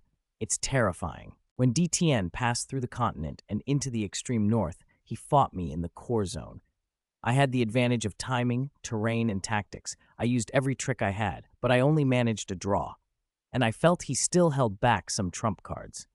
What's worse, deep in the Stardew Great Forest, there seems to be an even more mysterious force. I have the sense Dtian is serving that force. Tianmeng burst out excitedly. Yes, I once heard Dtian call out Master to the air. Brother was so scared I couldn't look up for a long time. Later, when they were full and left, I used my mental force to probe their surroundings. My mental force touched a thin membrane-like barrier, then Dtian came down, scolded me badly, and left. Silence fell. Even Shiji, who first suggested the idea, mulled it over. Whoever could make the golden-eyed Black Dragon King Dtian bow and invoke that master must be far beyond him in power and status. Ice Empress changed the subject. By the way, what kind of 600,000-year sea spirit beast was that, Shiji? There are many vicious sea beasts, but one with that cultivation, it's rare. I think I've only heard of such a thing once or twice. A faraway look came into Shiji's eyes. The vast body of that opponent loomed before her, mountainous, waves raging, enormous blood-red pupils she would never forget. A deep-sea magic whale, she said softly, a 600,000-year deep-sea demon whale king. Tianmeng's eyes nearly popped. A 600,000-year deep-sea demon whale king? In the ocean, that kind of spirit beast is on par with Dtian. On its home turf, Snow Empress at full strength might not be able to beat it. Are you seriously suggesting a level 70 Yan take it on alone? Idiot, use your head, Shiji snapped, exasperated. Listen, from my encounters, that thing devours sea spirit beasts with a very focused purpose. More surprising was the evil chi and negative emotions around it, more like an evil soul master than a mere evil spirit beast. It goes berserk sometimes, muttering about becoming a god to avenge its husband and other obsessions. After I escaped, I heard a tale from the human world about a sea god becoming a god after hunting a million-year deep-sea demon whale king. That gave me a clue about this one's identity. Snow Empress and the others fell silent, remembering the legend of the million-year deep-sea demon whale king from 10,000 years ago. Then Shu Yan spoke, cutting through the speculation. We can talk about all that later. A 600,000-year deep-sea demon whale king would make a fine 7th spirit ring. I don't intend to kill it. For a beast like that, whose goal is so singular and obsessive, we can just offer a bone and let it follow the scent. Everyone nodded, but Tianmeng suddenly grew anxious. No, Yan, brother just realized, neither of your 2 spirits left a spirit ring slot for brother. What will I do? Are you planning to ditch me? Boo-hoo. Shu Yan ignored the fake weeping and chuckled. If I wanted to abandon you, where would you be enjoying yourself now? Don't worry, your origin force is vast. I've distributed it across my spirit rings to help raise their years. Over time, your force will integrate into my spirit rings and spirits. Even if you don't become a spirit ring, you'll have a closer connection to me than a whiz spirit ring would. Tianmeng brightened. If I meet an extremely powerful spirit beast later, I can absorb its spirit ring directly, regardless of its year. With you around, even a 10-year ring could be bolstered into a 100,000-year ring, or even a vicious beast ring. The others exchanged looks, the plan taking shape as the ocean's depths and ancient bones loomed large in their minds. Chapter 112. The Evil Soul Master Massacres the City and Lingluochen. After a brief exchange, the Snow Empress and Shu Yan each gained a clearer understanding of the other. Both came away satisfied. After fusing with Shu Yan, the Snow Empress had restrained some of the disdain and distrust she had long felt toward humans as the sovereign of the extreme north. In Shu Yan's presence, she remained aloof, but only slightly so. That chill would likely soften further the more time they spent together, so it was not a serious problem. Having taken one last look at the vast core territory of the extreme north, Shu Yan turned south. He was not a creature of ice and snow by nature. Even though he possessed the ultimate ice spirit, he preferred human society. Staying too long in that monotonous, frozen land would inevitably warp the mind, as the ice and snow emperors themselves showed. His spirit power had advanced again, increasing his travel speed. He still bore the lingering aura of the Snow Empress. Wherever he passed, spirit beasts knelt in worship, removing any danger of interference or attack from them. Free of such troubles, Shu Yan traveled fast, very fast. He thought about his plans as he went, but his pace never slackened. In less than a day, he left the snowfields of the extreme north and reached Hanyang City, a northern frontier city of the Tianhun Empire. Hanyang stood in the north-central region of the original continent and was as well known in the north as Dragon City in the northeast. Both were among the largest human settlements near the extreme north and important economic and cultural hubs. By the time Shu Yan arrived, it was late. He chose the largest, most luxurious inn in the city and planned to sort out his affairs after a night's rest. After turning away the rather forward invitations of 3 eager women, he finally made it to his room. Watching it all, Tianmeng chuckled inside the spiritual sea. Our Yan has good luck with women. Back at Shrek Academy, there were plenty who fancied you, and it's no different here on the continent. You really are the only human who can rival me in looks. He had barely finished when the Ice Empress, who had been keeping silent, could no longer stand it. A few well-placed punches left Tianmeng puffed and seeing stars. His chatter was silenced for now. After a night's rest, Shu Yan continued south. Beyond Hanyang lay the Feishui Mountains, the most spectacular range in the northern Tianhun Empire. If not for the Feishui Mountains, the extreme north's chill would reach farther south. Shu Yan followed the range westward toward Dragon City. He knew that beneath the cold spring in the backyard of the Earth Dragon Gate lay a 10,000-year mysterious ice marrow and a large deposit of ice extreme divine crystals, prime treasures for ice attribute spirit masters and spirit beasts alike, so he could not ignore them. As he passed through a small town called Ice City, he stopped. He had sensed multiple evil auras inside and around the town. Sheiji was particularly sensitive to evil energies. After a moment, she curled her lips. A group of evil soul masters, she said. The leader is probably at spirit Douluo level. The rest are weaker, but there are a lot of them. Also, Shieji's voice took on a teasing edge. There's another aura here I think you'll recognize. Shu Yan started at that, then focused and frowned in surprise. Ling Luochen, why would she be here? Sheiji laughed, full of mischief. That's fate for you. That little girl's feelings for you aren't ordinary. Why not stage a hero saving the beauty scene later? She might just throw herself into your arms on the spot. If you're untroubled at home and victorious away, isn't that every man's dream? Her malicious amusement grew. Both Ice and Snow Emperors frowned, then quickly returned to their usual expressions. Even merged with Shu Yan, their thinking retained the spirit beast perspective. The strong had more mating rights and choices. It was a natural privilege in their world. If the emperors spent more time among humans, their beliefs would change. Both were quick to adapt. "All right," Shu Yan said softly. "These evil soul masters seem ready to slaughter the town under cover of darkness. That's the immediate problem." Over the past 10,000 years, attacks by evil soul masters had occurred in every empire. There was always a pattern. Cities targeted by evil soul masters usually had a special strategic location or some value to them. Ice City was tucked among mountains with a single official road to the outside world. Its population was small and predominantly ordinary folk without spirit power. Spirit masters in the city were probably under 50 total, many just hunter squads resting after a trip into the Feishui Mountains. Their combat power wasn't negligible, but it was no match for a concentrated force of evil soul masters. Most evil soul masters hid in deep mountains and ancient forests, the Mingdou Range, Tianling Mountains, Feishui, Dragon Soul Mountain Range, places where terrain and harsh conditions made large-scale eradication operations impractical.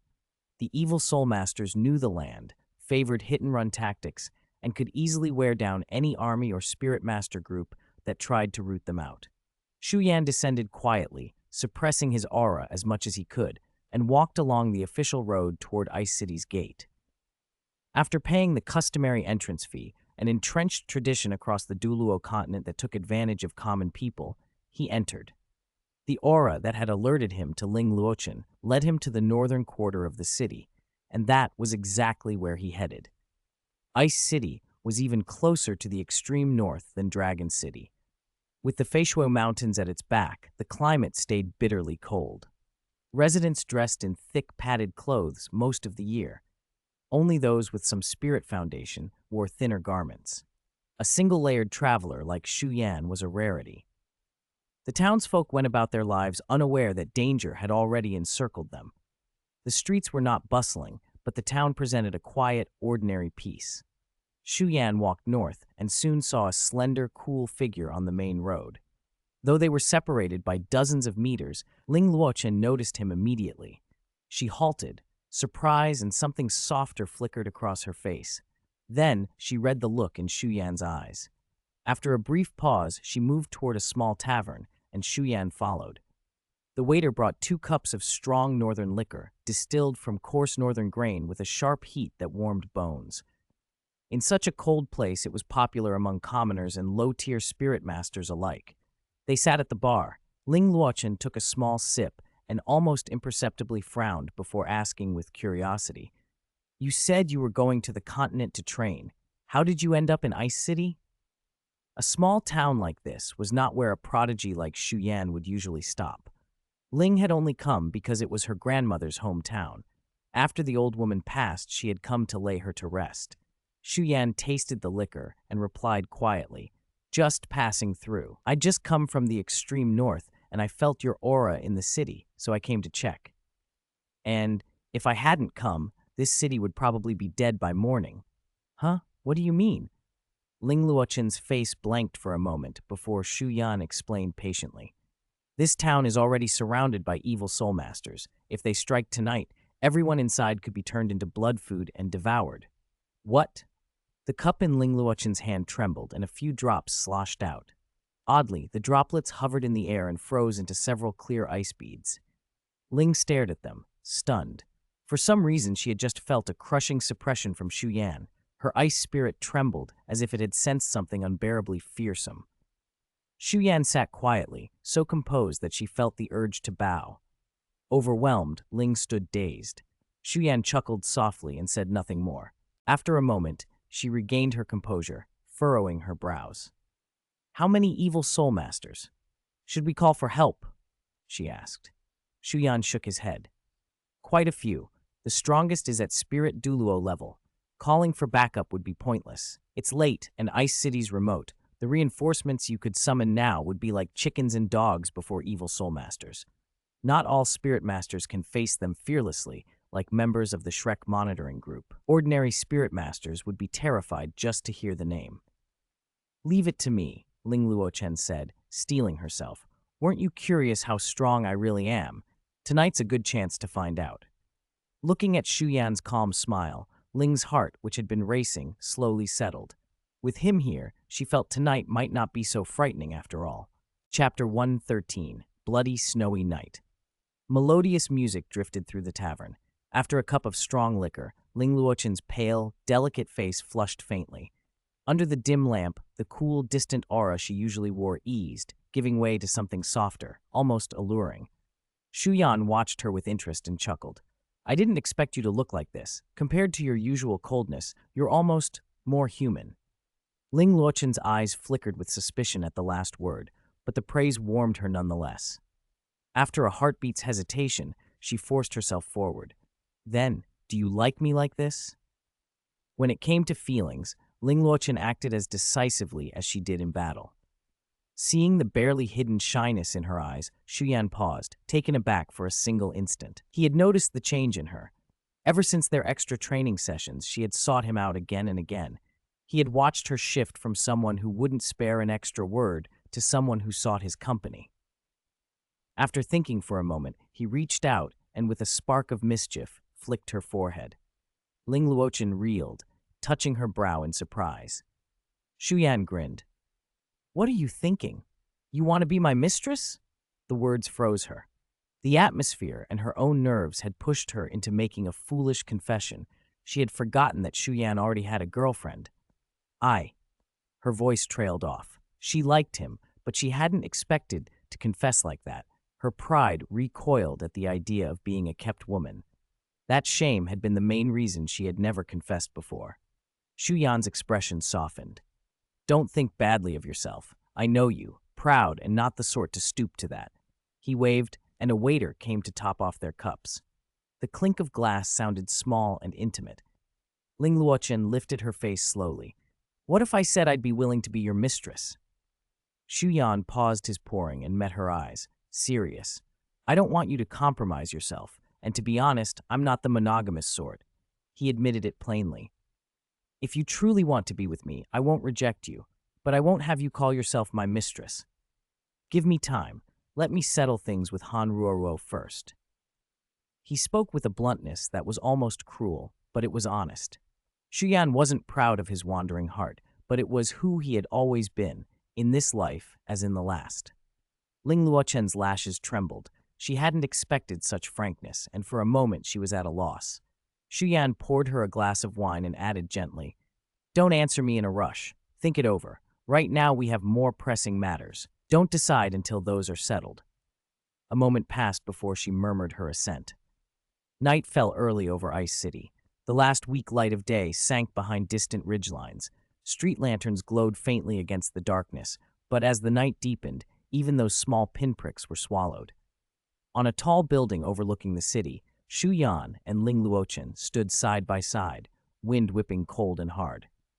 Are you sure you can handle this? Ling Luoqin asked, worry tight in her voice. You're only a spirit king, and you'll face not only evil soul masters, but numbers, and there's a spirit Douluo involved. I'm worried for you. Shu Yan chuckled. Who told you I'm a spirit king? She blinked, dumbfounded. His breakthrough to spirit king had been a public sensation half a year earlier. To her it seemed impossible he'd increased so far so fast. She stared at him, trying to read his expression. He didn't answer directly. Instead he said, Don't be too surprised later. I've something for you. Your element of ice still has a way to go before the ultimate spirit. I can give you something that will let you step into that realm for a time. Before she could reply, he touched the glabella between her brows with a single fingertip. A biting cold shot from his finger and into her, coalescing into pale threads of qi that penetrated her skin. Ling Luoqin trembled as waves of comfort and ice filled her being. Her spirit surged under the infusion. With each pulse, she felt her rank climb until, impossibly, she crossed into a realm she had never imagined. Ultimate ice, she whispered. Her black hair flashed white, and cold qi spilled from her like a visible mist. The sensation was one she could never forget, the exquisite, overwhelming clarity of a power that belonged to the very essence of winter. When Shu Yan withdrew his finger, the source of the white qi became clear. The residual origin essence of the 100,000-year snow lotus, the fragment Snow Empress had fused within her transformation. Though Snow Empress had absorbed the vast majority, a trace had remained.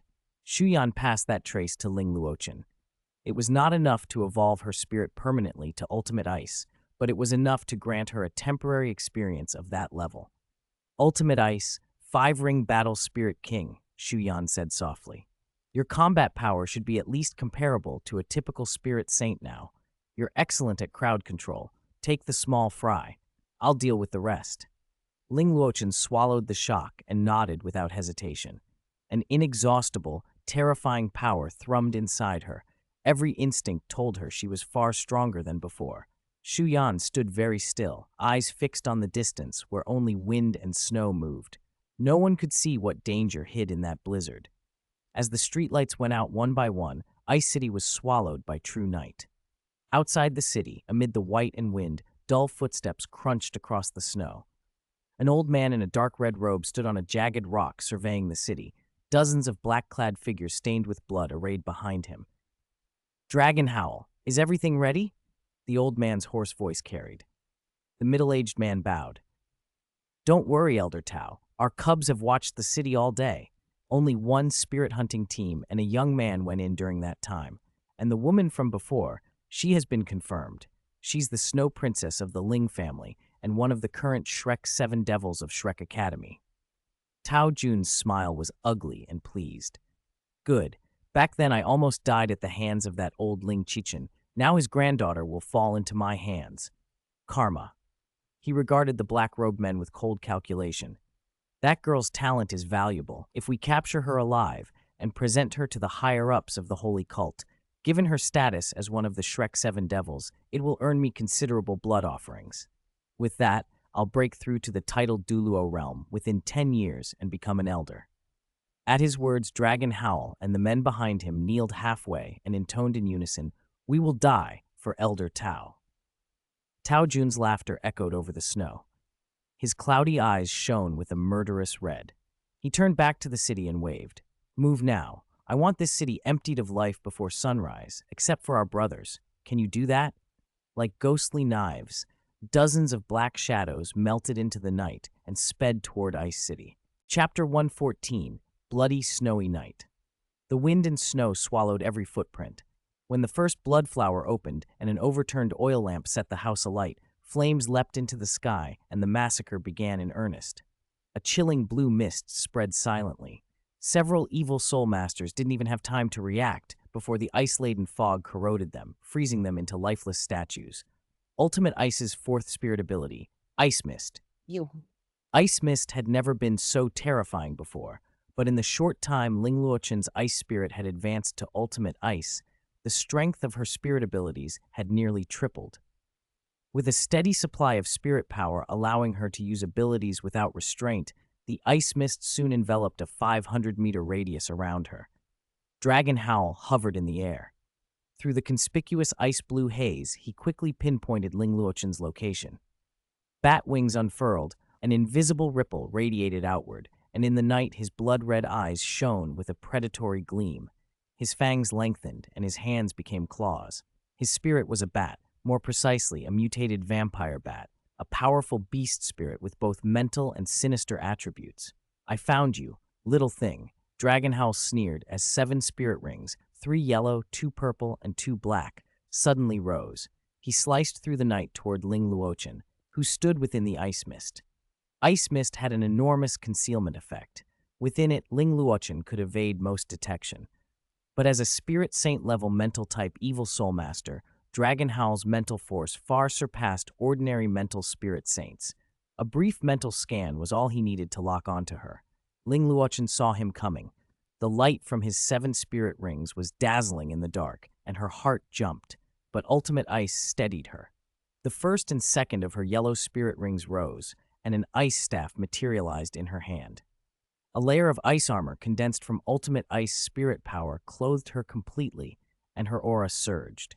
As Shu Yan had said, Ling Luochen, a 5-ring spirit king of Ultimate Ice, was perfect for clearing out lesser enemies. With an uninterrupted supply of spirit power, her amplified ice mist made evil soul masters below the spirit emperor level think twice. Anyone touching it would be invaded by bone-piercing cold and within moments become an internal ice statue. Dragon Howl charged into the mist with a sneer, but his smile froze oddly. He had underestimated how corrosive and intrusive this amplified ice mist would be. It was stickier, more corrosive. It broke past the protection of his spirit power and seeped into his body. Such powerful ice attribute, unprecedented. His blood chilled, tiny ice crystals forming in his veins. Dragonhowl trembled, but then his fifth spirit ring flared, and a thick, bloody aura burst forth. Dense blood energy began to corrode the ice mist back. For a moment, the bloody halo and the ice fog intertwined, creating an eerie, almost beautiful collision. No matter how formidable you think you are, you're still only a spirit king. Against a spirit power gap of over 20 levels, even if you can tussle for a while, you can't escape defeat. Dragonhowl unleashed his blood-sucking poison mist, which crashed into the ice fog with explosive sounds. In his eyes, Ling Luochen was only writhing on the brink of death. Once her spirit power ran out, she would fall. But Shu Yan's infusion had been no small thing. Even a trace of the 100,000-year snow lotus inside her was immense. Snow lotuses of that age are living energy banks, providing at least double the essence of ordinary spirit beasts. The remaining origin Shu Yan had injected into Ling Luochen let her stay at peak strength for a long while tonight. Dragonhowl's confident calculations were wrong. Before long, he would regret underestimating her. Outside the city, Shu Yan found Tao Jun in an open area. The old man wore dark red robes and had the grim face of an evil soul master. Shu Yan smiled slightly and said, "You chose a clever burial ground for yourself." Tao Jun's face darkened. He stared at Shu Yan and asked each word slowly. "Who are you? Who am I?" Shu Yan chuckled. Spirit rings rose one after another beneath him, and with each new ring, Tao Jun's expression tightened. In the cold, a thin layer of sweat had broken out across his back. "I am the one who came to take your life." 4 black and 2 red spirit rings flared, emitting an ancient, feral aura like that of a peerless, vicious beast. A low dragon roar rolled out. Tao Jun instinctively stepped back as blood-red dragon scales appeared on his skin and wicked chi oozed from him. A huge blood-red single horn sprouted on his forehead. "True dragon spirit, 100,000-year spirit ring. Yazi, you are the Shu family genius. So it's you." I didn't expect 2 of Shrek's 7 devils to be in this little ice city at once, and one of them is the greatest genius in Shrek's history. Is heaven blessing me? Yazi's identity was among the most recognizable of all spirits. On the continent, the truly famous true dragon spirits were the Blue Lightning Tyrant Dragon and Yazi. Yazi's full form, as one of the dragon god's 9 sons, had a status and bloodline far above the Blue Lightning Tyrant Dragon. Coupled with Shu Yan's renown, even a recluse like Tao Jun had heard of him. "I don't know how you've got 2 100,000-year spirit rings and 4 10,000-year rings at Spirit Emperor level, but you must be hiding something huge. Under spirit suppression, it'd be hard for me, an expert at the Spirit Douluo level, to kill you. I might even be killed by you." Blood-red patterns crawled across Tao Jun's face as he felt Shu Yan's tremendous aura. Worried and thrilled at the same time, he decided to gamble everything and go all out. The snow under his feet grew sticky and then turned dazzling red. Huge bubbles boiled up and burst, and enormous blood-red dragon heads rose with them. Tao Jun's spirit rings, 2 yellow, 2 purple, and 4 black, flared beneath his feet. Beyond his 8 rings, a faint red phantom coalesced, not the brilliant red of a 100,000-year ring, but a dark, sinister red full of evil chi. His aura shot upward, bridging the gap between Spirit Douluo and Titled Douluo in an instant, multiplying more than 3-fold. Holy crap, this old geezer is going all out from the start. He must be using some secret technique, burning his accumulated energy for a temporary breakout, Tianmeng observed nervously. A Yan, he's about equivalent to a human 91st or 92nd level Titled Douluo right now. Are you confident? Shu Yan was slightly surprised at Tao Jun's decisiveness. He could see the other man intended to end him in one strike, even with taboo methods. "Tao Jun, let this old man see if your blood dragon spirit is as strong as rumored, and if you, the greatest genius of Shrek, are worthy of your fame." After the blood dragon spirit possessed him, Tao Jun's hands had become blood-red dragon claws. His 1st and 5th spirit rings lit up together, and 2 amplification spirit abilities, Dragon Blood Boiling and Blood Dragon Body, stacked. Instantly, his gaunt frame filled out. He looked middle-aged again. "Unless necessary, don't interfere. I want to see how strong I truly am," Shu Yan ordered Tianmeng and the others. Then his spirit avatar possessed him, and he slammed into the blood-red dragon Tao Jun had become. In the Sea of Spirit, Tianmeng voiced his concern. "Do you think a Yan can win? This old guy, even without a ninth spirit ring, is definitely at titled Douluo combat power. I'm worried." Snow Empress replied coolly, "Don't worry, we just need to trust him." Shiji glanced at Tianmeng and added, "Don't treat Shu Yan like you treat that useless thing. I have full confidence in his strength." Tianmeng chuckled awkwardly and fell silent, continuing to watch the fight outside. After recent events, although Shiji and the Ice Empress still put on a disdainful front, inwardly both had greatly revised their opinion of Tianmeng. The big worm had changed more than they let on. Chapter 115, Bloody Snowy Night, Ling Luoqin's Love. The Silent City had been thrown into chaos by the invasion of the evil soul masters. Flames lit half the sky. Screams, wails, and the clashing of battle rang out with brutal clarity. For a time, Ice City felt like a cauldron. Ling Luoqin and Shu Yan had drawn off the bulk of the invaders, and once the city's army and its spirit masters reacted, they fought back. Their quality wasn't high, and against evil soul masters who had dozens of lives to their names, they were at a disadvantage, but they had numbers. Under the people's desperate resistance, the invaders paid a heavy price. Meanwhile, after another Spirit King-level evil soul master was frozen by the ice prison and died in the eerie cold ice mist, Dragon Howl, who had been arrogant and confident, now perspired coldly. His once bloodthirsty eyes were hollow with panic. He watched Ling Luoqin unleash spirit abilities without pause, like a machine that never tired. Dragon Howl was certain she was only a Spirit King. With the spirit power reserves of a Spirit King, it should have been impossible for her to keep going like this. Yet she did. The strange ice mist field depressed his mental force abilities and relentlessly eroded the protective spirit power around him. After a long stalemate, he had not only failed to harm Ling Luoqin, but many of his own had already been slain by her unpredictable strikes within the mist. Even when he beat his wings and rose into the air, the cold clung to him like a vice. In the blizzard, ice-attributed energy was unnaturally abundant. This place was Ling Luoqin's home turf. Dragon Howl gulped, and his thoughts raced. Then sudden understanding cracked through him, and he bellowed hoarsely, "You're only a Spirit King. How can you be this powerful? No, your spirit isn't merely ice. Your true ultimate ice. How could I have been so blind?" Ling Luoqin's voice came from the mist, cold as if it had no warmth, penetrating every corner of the field and cutting into him. "The day you chose the path of the evil soul masters and harmed innocents, you should have known this day might come." A dark blue ring of ice slowly formed in midair. The temperature plummeted further. An enhanced ice prison dropped from above and sealed Dragon Howl inside. Dozens of jagged ice spikes thrust inwards, piercing him until his body was full of holes. In his dimming eyes, the wails of the low-level evil soul masters he'd enslaved rose and fell. Fire and ice purified their sin and fury. The last sight this world offered them was an ocean of ice and snow. While Ling Luoqin cooperated with the city guards to hunt down the remaining filaments of invaders, Shu Yan's battle had moved to the mountain forests outside Ice City. A giant blood dragon he had torn from Tao Jun's control had flown over the ridge, and rivulets of scarlet ran across the white slope. Tao Jun coughed up pieces of internal organs, his meridians, bones, and organs racked with pain, but he dared not yield for a moment. If he relaxed, Shu Yan would strike like lightning. This battle was utterly one-sided.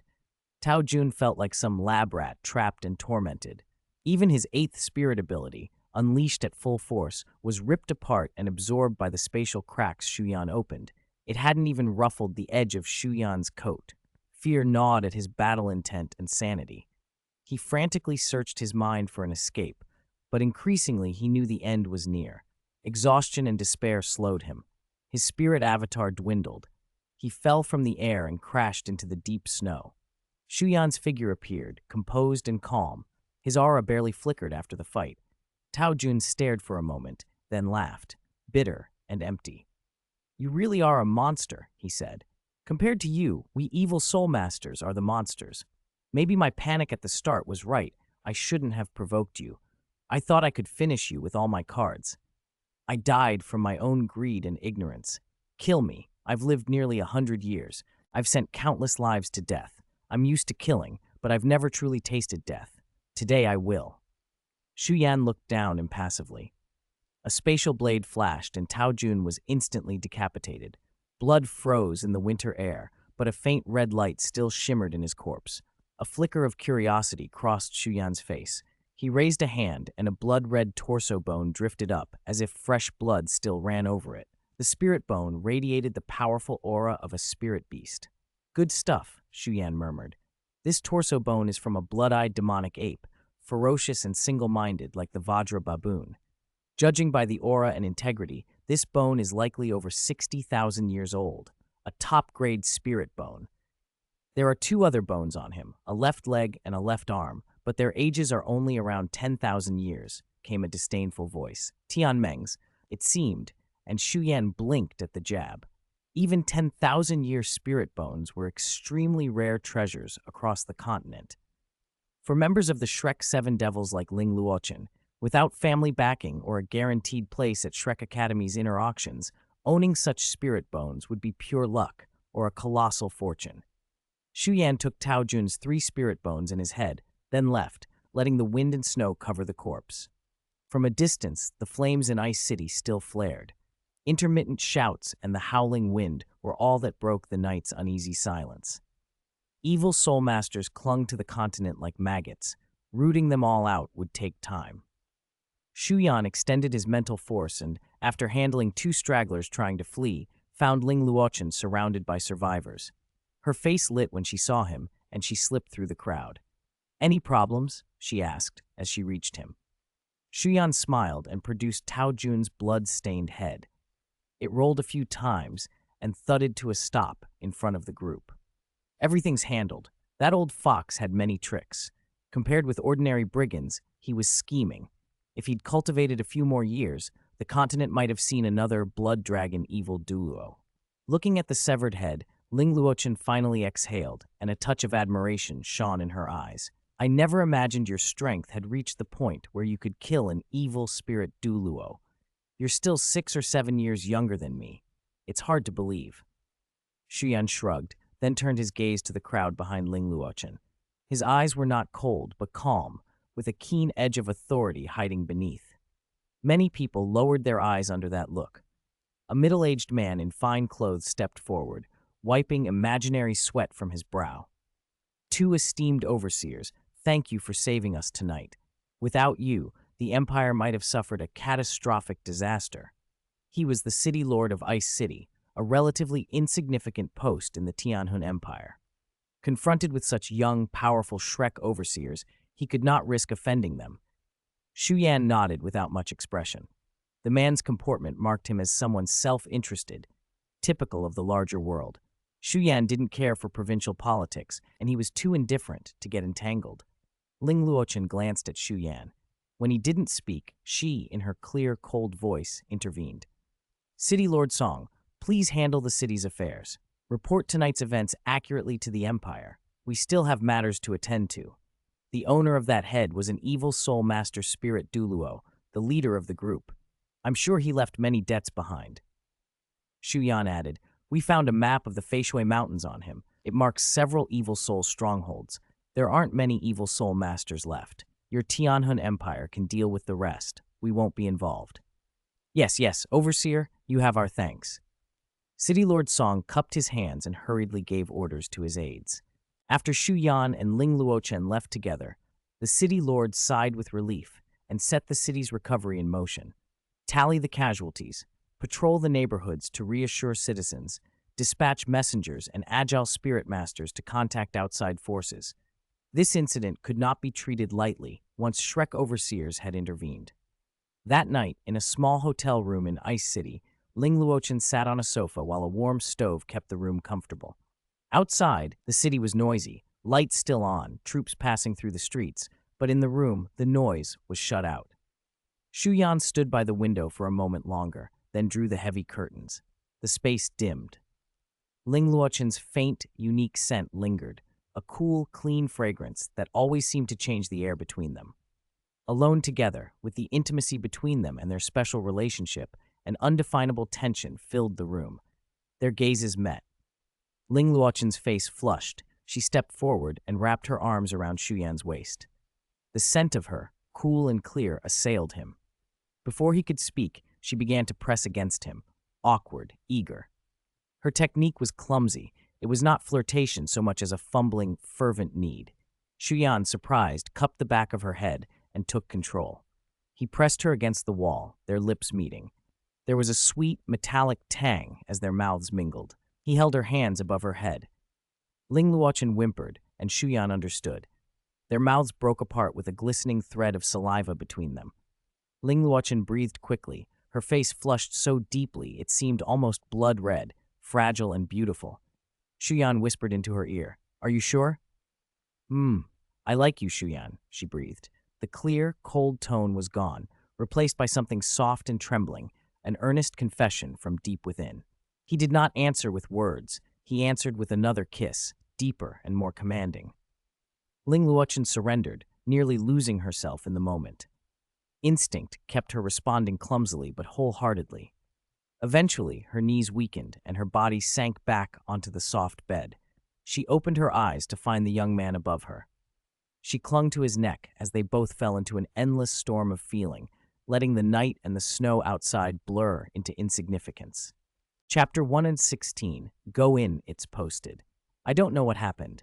Chapter 112 was already reviewed twice today, and just now it inexplicably posted again. I'm busy today and have things to do, so this will be the only chapter. I just got back from being out and can't write more right now. Chapter 17, Morning Ripples. Hanroro, who likes green. Early morning. The blizzard that had raged through the night finally died down.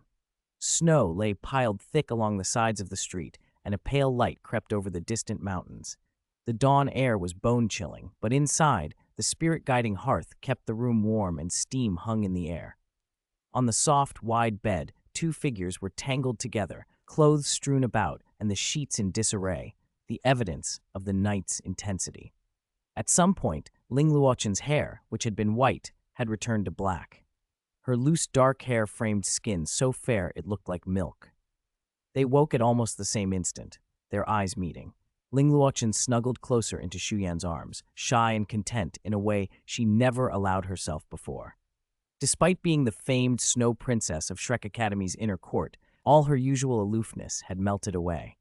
She looked pleasantly exhausted, soft, vulnerable, and unguarded. Shu Yan reached out and pinched her smooth cheek. He glanced toward the faint light seeping in through the heavy curtains and said gently, "Are you uncomfortable anywhere?" "No, just a little sore and weak." Ling Luochen's voice was hoarse.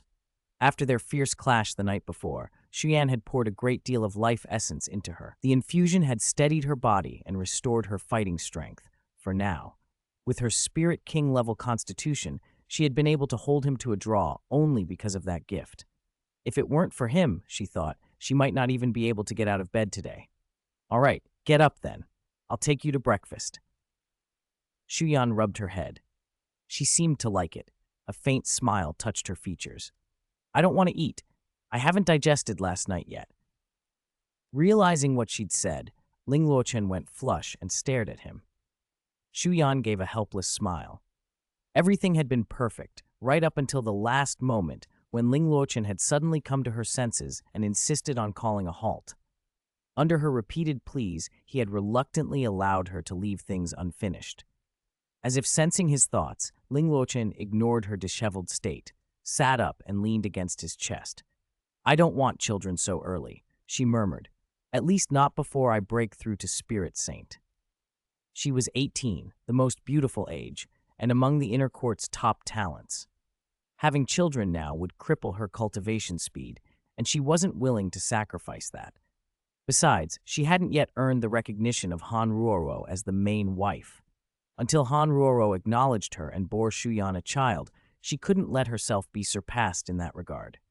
Shu Yan leaned back against the headboard, his palm tracing the curve of her like fine jade. "The essence I gave you came from a 100,000-year-old snow lotus. It was only a small remnant, but it's precious. He spoke softly. Aside from what you used last night, the remaining origin essence can boost your spirit power to level 54. I'll help you evolve your spirit toward ultimate ice. But ultimate attribute spirit masters below Spirit Saint cultivate slowly. Before the Spirit Master tournament, your spirit power can at most reach Spirit Emperor. If we push it higher, your body won't be able to bear the strain. Hearing his measured tone, Ling Luochen looked up and shot him a bright, compelling glance. My ice spirit has reached the top-tier spirit sequence, but it's still far from true ultimate ice. Are you really that confident? The night's experience had been intoxicating. She'd briefly tasted the strength of ultimate ice, and the memory left her restless. She also knew that an experience card, or a temporary taste, wasn't the same as a lasting transformation. Still, she trusted Shu Yan. If not for him, she might never have felt ultimate ice at all. Shu Yan chuckled. Do you doubt me? Ling Luochen snorted, then adopted a mock stern look. Are you finally going to tell me everything about yourself? You promised. If I listened, you'd be honest with me. She'd adapted to her new role quickly. Tonight she toyed with being Shu Yan's second, half playful, half possessive. Shu Yan was indulgent and patient. After rubbing her nose with his knuckle, he began to answer the questions she'd asked, sharing what she wanted to know. Lovers who truly care want to understand one another completely. It was instinctive, and it kept the bond strong. Despite her cool exterior, Ling Luochen's femininity remained intact. She could be soft and possessive, and she already imagined the day Han Roro might accept her as one of Shu Yan's women, and they'd rule his affections together. As they talked, the mood in the room shifted. Ling Luochen suddenly pushed Shu Yan down and took the upper hand. He looked surprised, but she only smiled and didn't explain. After being on the receiving end for so long, it was her turn now. Shrek Academy, inner courtyard. A mild breeze stirred the green curtains. Birds chattered among rustling leaves. It was a languid afternoon. Glasses of fruit juice and wine wore a faint chill. Surrounded by friends, everything felt peaceful. Han Roro sipped her juice and watched Wu Ming and Hua Yao whispering to each other. She cocked her head. What are you two talking about? You look mysterious. Wu Ming met Han Roro's gaze, hesitating for a moment before speaking. Roro Jie, have you noticed your taste has shifted lately? You seem to be liking cyan and green a lot. Hua Yao nodded and added softly, That's right. Roro, are you troubled by something? Hua Yao's tone held worry. Having been in love herself with Gufan, she understood how fragile the aftermath of a separation could be. She knew Han Roro clung to Shu Yan, so she feared that his sudden absence might be hurting her friend. But she also trusted Han Roro's composure. She'd always been the calm, rational one. Still, the sudden obsession with green and cyan, whether in dorm decorations or clothing, felt oddly specific. Han Roro frowned, puzzled. Nothing's bothering me. I actually like this green dress. Don't you think it looks good? Why do you both look so strange? Just say it. Wu Ming and Hua Yao exchanged glances. Finally, Hua Yao took a breath and summarized. Roro, Minger and I both just feel like something's changed. We can't describe it exactly, but it's off. Do you understand? Han Roro thought for a moment, then shook her head slowly. I don't know exactly, but I do feel a very strange thing lately, a kind of peculiar tug inside me. Maybe what you're seeing stems from it. What is it? Can you describe it? Wu Ming pressed. Han Roro paused, searching for the right image. It's like I owned a precious little rag doll. I loved it so much, I kept it hidden. I only took it out at night to sleep with. Then one day, I realized someone else has found it and touched it. I was heartbroken, helpless, but I had to accept it. I'm persistent by nature. Once I attach to something or someone, I don't give it up. A shadow of melancholy crossed her face. She looked up at the clear sky. When do you think Ayan will come back? It's been months and he hasn't sent a letter. I'm worried something happened to him. As Wu Ming and Hua Yao listened, confusion gave way to a dawning realization. Their expressions changed from puzzled to uneasy. They exchanged a look, and a low, turbulent wave rose in both their hearts. Chapter 118, Ling Luochen, the host, heads to Dragon City. After another fierce, satisfying battle, Ling Luochen sagged into Shu Yan's arms, so exhausted she couldn't be bothered to move a finger. Shu Yan stroked her silky hair with one hand and, out of habit, reached for the side with the other. Then he snapped back to himself. Aside from cigars, the Douluo Continent had no real tobacco culture, and Shu Yan had never been a smoker in either life. What people called the after-cigarette had always been a habit from a past life, nothing more. The recent overlap of past and present had made him perform an automatic gesture from a distant memory. Ling Luochen noticed the brief daze on his face and reached up to stroke his cheek. She asked softly, "What's wrong?" Shu Yan blinked and returned to the moment. He kissed her brow and smiled. "It's nothing, just remembered something." "Oh," she nodded, then asked, "What are your plans now?" "My supervisory mission is pretty tough this time. I have a 1-month time limit. At most, I have nearly half that month free." Having just fallen completely for Shu Yan, Ling Luochen clung to him. She had been used to solitude for years, enduring 10 years of loneliness and cold. If nothing had changed, she could have accepted that life. But with Shu Yan, she felt companionship and warmth she'd almost forgotten. She didn't want to go back to that coldness. Even after a single day together, she was already deeply attached. When Shu Yan was near, her heart felt like it lived in sunlight. Shu Yan heard what she was saying. He considered it a moment, then chuckled. "If you have the time, come travel the continent with me. It's a shame most of the northern region is bitter cold, and I have some important business there, so I can't promise to show you springtime flowers everywhere." "It doesn't matter," Ling Luochen said softly, looking into his eyes. "Anywhere you are is spring to me." Her earnestness stirred him. After a moment he asked, "By the way, Luochen, have you fused with a spirit bone yet?" Ling Luochen blinked and shook her head. "No, I had a chance at one that suited me, but I lost it in a contest. That fate was severed." "That's good," Shu Yan said.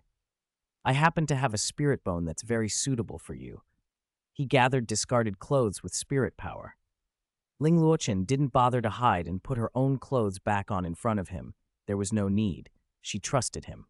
Once she was dressed, Shu Yan produced a torso bone from an 80,000-year fallen Bai Mumo Hu Wang, the white-eyed magic tiger king. The bone gave off a low, fierce growl, carrying a killing, icy chill. It was, without doubt, the best spirit bone under 100,000 years. Ling Luochen's eyes widened. "This spirit bone is from the Bai Mumo Hu Wang, a top-tier tiger-type spirit beast," Shu Yan explained. "It has ice and darkness attributes. Ice is primary, darkness secondary. It's around 80,000 years old. If you absorb it, your physique will improve greatly, and the spirit beast you bond with for your 6th spirit ring in the future will be of a much higher age."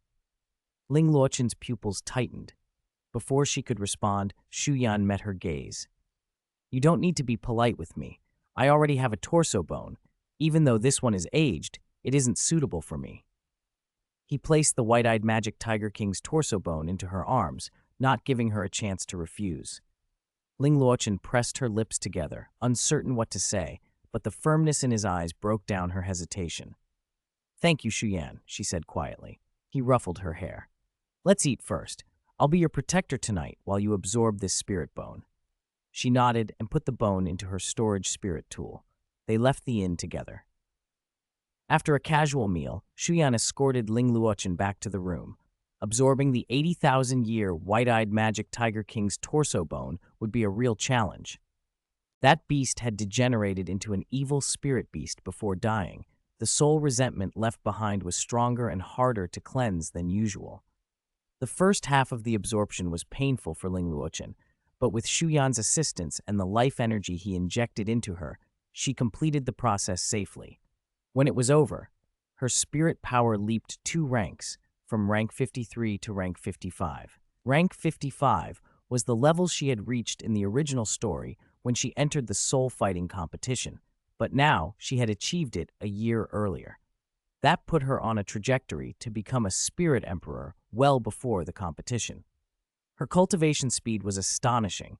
Even within Shrek Academy, only 4 students had ever broken through to become 6 spirit ring spirit emperors before turning 20, and none were ordinary. Ling Luochen felt both surprised and elated. She reacted immediately, throwing herself at Shu Yan. Her nimble hands worked quickly. In a flurry, she stripped both of them of their clothes. Before Shu Yan could protest, she cut him off with a kiss that still felt a little unfamiliar. Watching her eagerness and the strangely practiced way she moved, he wondered briefly whether she wanted to repay him for the bone or simply craved him. He sighed softly and gave in to her tyranny. The next morning, Shu Yan supported Ling Luochen, whose legs were still a bit weak, out of the inn to the curious, envious eyes of the crowd. Then, Shu Yan activated spatial power and wrapped them both in a ribbon of silvery light. In the blink of an eye, they appeared outside Ice City. Ling Luochen had long suspected he could use spatial power, but she was still impressed. As they made their way toward Dragon City, Shu Yan explained the mysteries of spatial power. Ling Luochen couldn't master it in a day, but listening now would help her become familiar with it. They walked and talked, and before long, their figures slipped into the Feishui Mountains and were gone. Chapter 119, The Past and the Two Dragon Gates. Dragon City sat in the northeast of the original Douluo Continent. As the largest city in the northern region, it lay close to the extreme northland and spent most of the year under ice and snow. Still, compared to the bitter cold of Ice City, Dragon City was relatively mild. From a distance, through the swirling snow mist, Shu Yan and Ling Luochen could make out the city's outline. "No wonder it's the North's biggest city," Ling Luochen murmured. "Even here, it manages to stay prosperous." Shu Yan gave a soft exhale and forced his expression back to neutral. He took Ling Luochen's hand, and together they descended toward the road below. He told her some of the city's history as they walked. "Dragon City's origins stretch back 10,000 years, he said. After the fall of the Spirit Hall, the two surviving direct blood heirs of the Blue Lightning Tyrant Dragon Clan rebuilt their family here. For a long time, the rebuilt Blue Lightning Clan was divided. Two cousins, Yu Tianheng and Yu Tianxin, clashed fiercely over certain issues, and that disagreement persisted through their descendants. About a century later, one branch of those descendants apparently left, came north, and founded what became Dragon City. Still, he added, whether we're talking about the Sky Dragon Gate or the Blue Lightning Tyrant Dragon Clan, their roots are the same. They share ancestors and an inseparable connection." As they entered the city, Shu Yan sensed several subtle but powerful auras. They were lightning-aligned, an offensive, intimidating type of spirit presence. Most Dragon City residents wore thick clothing against the cold, but compared to Ice City, a surprising number of people were dressed as lightly as Shu Yan and Ling Luochen. The temperature hovered just above freezing, tolerable for those who could use spirit power. Ling Luochen remembered to ask why they had come. They had chatted easily on the way, and she had almost forgotten to inquire. Shu Yan explained his purpose candidly. Ling Luochen listened, frowned slightly, and kept her thoughts to herself. The Earth Dragon Gate was one of Dragon City's two great dragon gates, but it was considerably weaker than the Sky Dragon Gate, which boasted many powerful members and titled Douluo-level fighters. The Sky Dragon Gate's legacy spirit was the Blue Lightning Tyrant Dragon, a true dragon spirit feared across the continent. In a clan that prized bloodline, even the strongest sub-dragon spirits were no match for a true dragon. The Earth Dragon Gate's legacy spirit was the Rouge Dragon, a rare sub-dragon spirit. Most of its members bore sub-dragon spirits. No matter how hard they strove, they could never surpass the Sky Dragon Gate in raw power. Still, Shu Yan knew the two gates got along much better than outsiders assumed. They maintained a peaceful coexistence in the same region, though in everyday competition, the Sky Dragon Gate always held the upper hand. Many people on the continent even thought of the Earth Dragon Gate as a subordinate of the Sky Dragon Gate, and in practice, that wasn't far from the truth. The current sect leader of the Earth Dragon Gate was only a spirit Douluo by rank, but because of the special nature of her Rouge Dragon spirit, she possessed titled Douluo-level combat power. Ling Luochen had heard of her. She was regarded as the foremost contemporary female spirit master and had single-handedly accelerated the Earth Dragon Gate's development. Female-led sects were rare across the continent. Besides the Earth Dragon Gate, the only other major sect with a woman as leader was the Nine-Treasure Glazed Tile School. Shu Yan's expression darkened as his thoughts drifted. He recalled a story he'd once overheard in Lingdo City from Yu Bingyan. When Shu Jinyo had been at Shrek Academy, he'd had a connection with Ning Qingdai, who would later become the sect master of the 9 treasure glazed tile school. Shu Junyo and Shu Yan shared a resemblance, both brilliant young talents, confident and handsome, naturally popular with women. Ning Qingdai had been a naive girl then, and spending time around Shu Junyu had inevitably developed feelings for him. But fate was cruel. The 9 treasure glazed tile school had internal troubles, and Ning Qingdai, though not an heir, had been inexplicably pushed into the position. After leaving the outer courtyard of Shrek Academy, she was taken straight back to her sect. The harsh environment slowly dimmed her youth. The once innocent girl became shrewd and ruthless. As she rose to power, she crushed internal opposition without mercy and seized full control.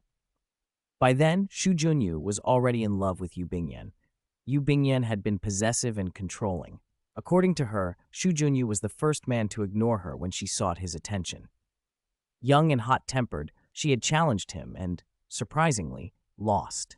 That defeat made her cling to him. For a while, Shu Junyo had traveled undercover in the Tianhun Empire. When he revealed himself and left, he thought the matter was over. But days later, Yu Bingyan appeared in Lingdo City, declared her feelings, and after much deliberation, Shu Junyo agreed. Their relationship grew deep and meaningful to both of them. Shu Yan pushed those memories aside and led Ling Luochen toward the north of Dragon City. The Earth Dragon Gate occupied the northern quarter. The south belonged to the Sky Dragon Gate. Dragon City had been built around these two forces, and outsiders found it hard to gain a foothold. Traditionally, the City Lord's post rotated between the two gates' leaders, Heaven and Earth. Shu Yan didn't need to use spirit sensing. The Earth Dragon Gate's location was obvious. A grand vermilion gate stood before them, and over it, the 3 characters Earth Dragon Gate were emblazoned. He met Ling Luochen's eyes, and then stepped forward to the guards. Please inform your sect leader that 2 inner courtyard students from Shrek Academy wish to meet her about some matters, he said. The guards' expressions sobered. They didn't sneer as Shu Yan had half expected. One of them took Shu Yan's school emblem, the mark of an inner courtyard student, and hurried inside. The other politely asked them to wait. Not long after, the first guard returned, bowing slightly. The sect leader requests the 2 honored guests enter for a discussion. Please follow me, he said, making an inviting gesture. They passed through the gate into a sprawling compound built up the mountainside. The buildings blended ancient woodwork with newer materials, every detail carefully crafted. Exotic flowers and trimmed trees lined the paths, making the Earth Dragon Gate feel like a refined, serene estate. After another gate, the guard's task ended. He bowed and left. A woman in a purple dress appeared to take over as their guide. As they walked along a veranda, she introduced herself with a light laugh. I'm Yue Lanji, steward of this residence. The sect leader is currently tied up with affairs and cannot be freed right away. You 2 might have to wait a little. If you're in a hurry, tell me and I'll pass the message to her. Shu Yan smiled. No trouble, Sister Yue. We're not in a rush. If Doormaster Nan is busy, we'll wait. Sister? Yue Lanji's face brightened, a broad smile curving her eyes into crescents. I like that title, handsome genius little brother. Ling Luochen shot a quick look at Yue Lanji from behind Shu Yan. Hearing Shu Yan and Yue Lanji's teasing exchange made her prickly with jealousy. After all, Shu Yan still hadn't called her sister. She kept quiet, but the small frown on her face said enough. Chapter 120, Delongmen, Nan Shui Shui. After waiting for about half an hour in the elegant reception hall, a clear, gentle voice suddenly sounded. Honored guests, thank you for waiting. I am sect leader Nan Shui Shui of the Earth Dragon Gate. I had an urgent matter to attend to and couldn't come sooner, so I asked Alan to receive and entertain you. I sincerely apologize. Her voice was cooler than Yue Lanji's, but if one listened closely, there was an unmistakable authority in it. Long service in a high position had given her an air of command in both word and gesture. Shu Yan and Ling Luochen turned toward the entrance and saw a woman in her 30s or 40s standing there. She had long pink hair tied into a simple bun. She was no longer young, but her former beauty remained, and every movement carried a decisive confidence, as if she could control everything at will. Hello, Sect Leader Nan. I'm Shu Yan, he said, standing. Ling Luochen rose as well and introduced herself. A flicker of recognition and doubt crossed Nan Shui Shui's face. Then, as if remembering something, she said with surprise, "A Shrek Academy inner court student, surnamed Shu. Are you that famed genius of the Shu family?" Shu Yan nodded. His reputation on the continent stemmed from the unusual way he had entered the Shrek Academy inner court and from breaking through to Spirit King at 12. Stories, true or false, spread out from Shrek Academy, including tales from defeated students until he had become something of a celebrity. Nan Shui Shui's gaze dropped, and she noticed their hands. Shu Yan and Ling Luochen had been holding hands. "Is this young lady your girlfriend?" she asked, gesturing for them to sit as she spoke with mild curiosity. Shu Yan didn't deny it. He admitted it plainly. The doubt in Nan Shui Shui's eyes deepened. She paused, thought for a moment, then continued slowly. "If I'm not mistaken, isn't your girlfriend the heir of the Han family?" Nan Shui Shui had not investigated Shu Yan herself, but her daughter Nan Chu Chu had sent people to ask about him. Nan Chu Chu had been spoiled and indulged by her and many elders since childhood. All the senior brothers doted on her as well. She was used to getting her way.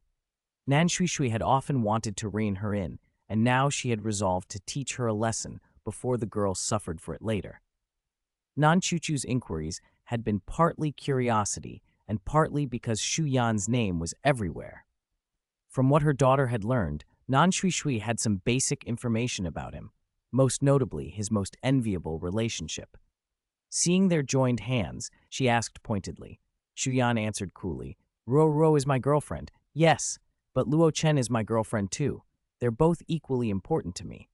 At once, Ling Luochen's grip on his hand tightened, and Nan Shui Shui froze for a beat before reacting. This. She massaged her temples, either bewildered or simply stunned, then recovered and waved a hand. "I'm old. I can't always keep up with young people's ways. Still, I'm curious. Does the girl from the Han family know you have a second girlfriend?" "And this young lady's surname is Ling. Her aura is cold. She must be from the Ling elemental family, yes?" Shu Yan chuckled. "She doesn't know yet. I'll tell her everything, one by one later." "Luo Chen is indeed from the Ling elemental family, and she's also one of the current Shrek 7 devils," he added. Nan Shui Shui's mouth twitched. For some reason, she felt like giving Shu Yan a thumbs up. To win the affections of two noble-born members of the Shrek 7 devils at the same time, such charm deserved recognition. "All right, I won't meddle in your affairs," she said finally, the corner of her mouth lifting. "But remember, if a girl follows you, you must be responsible for her. That is basic." Her tone shifted and grew more serious. "You said you wished to discuss something with me. Speak now. If it's reasonable, I'll consider it." This gravity wasn't just courtesy. Shu Yan wasn't an ordinary student. His potential was terrifying, and the Shu family behind him was one of the most powerful clan forces on the continent.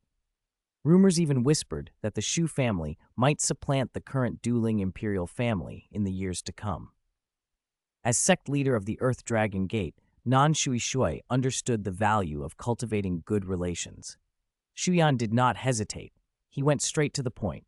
"I know there's a cold spring in the Earth Dragon Gate's backyard. I want what's beneath it. Sect leader Nan, can we discuss it?" Nan Shui Shui's pupils narrowed, and her aura rippled. To ordinary eyes, the backyard cold spring was unremarkable, but successive sect leaders knew otherwise. Beneath that spring lay an immortal cave, sealed long ago by their ancestor with mechanisms. Strange ores lay within, metallic stones suffused with potent ice attribute qi. Nan Shui Shui had once seen ore brought out by the ancestor. Its icy quality was unlike ordinary minerals. The cave's temperature was so low that even a titled Douluo-level ancestor could not stay long. The Earth Dragon Gate had never truly developed the cave because of that cold. What shocked her was not merely the cave's existence, but that Shu Yan knew of a secret passed down only among sect leaders for generations, a secret that even her own daughter did not know. Her expression hardened and her voice deepened. "May I be so bold as to ask, how did you, young friend Shu Yan, learn the secret of my Earth Dragon Gate? You should know that the mystery beneath that cold spring is something only successive sect leaders of my Earth Dragon Gate are qualified to know. Even my daughter doesn't know about this yet.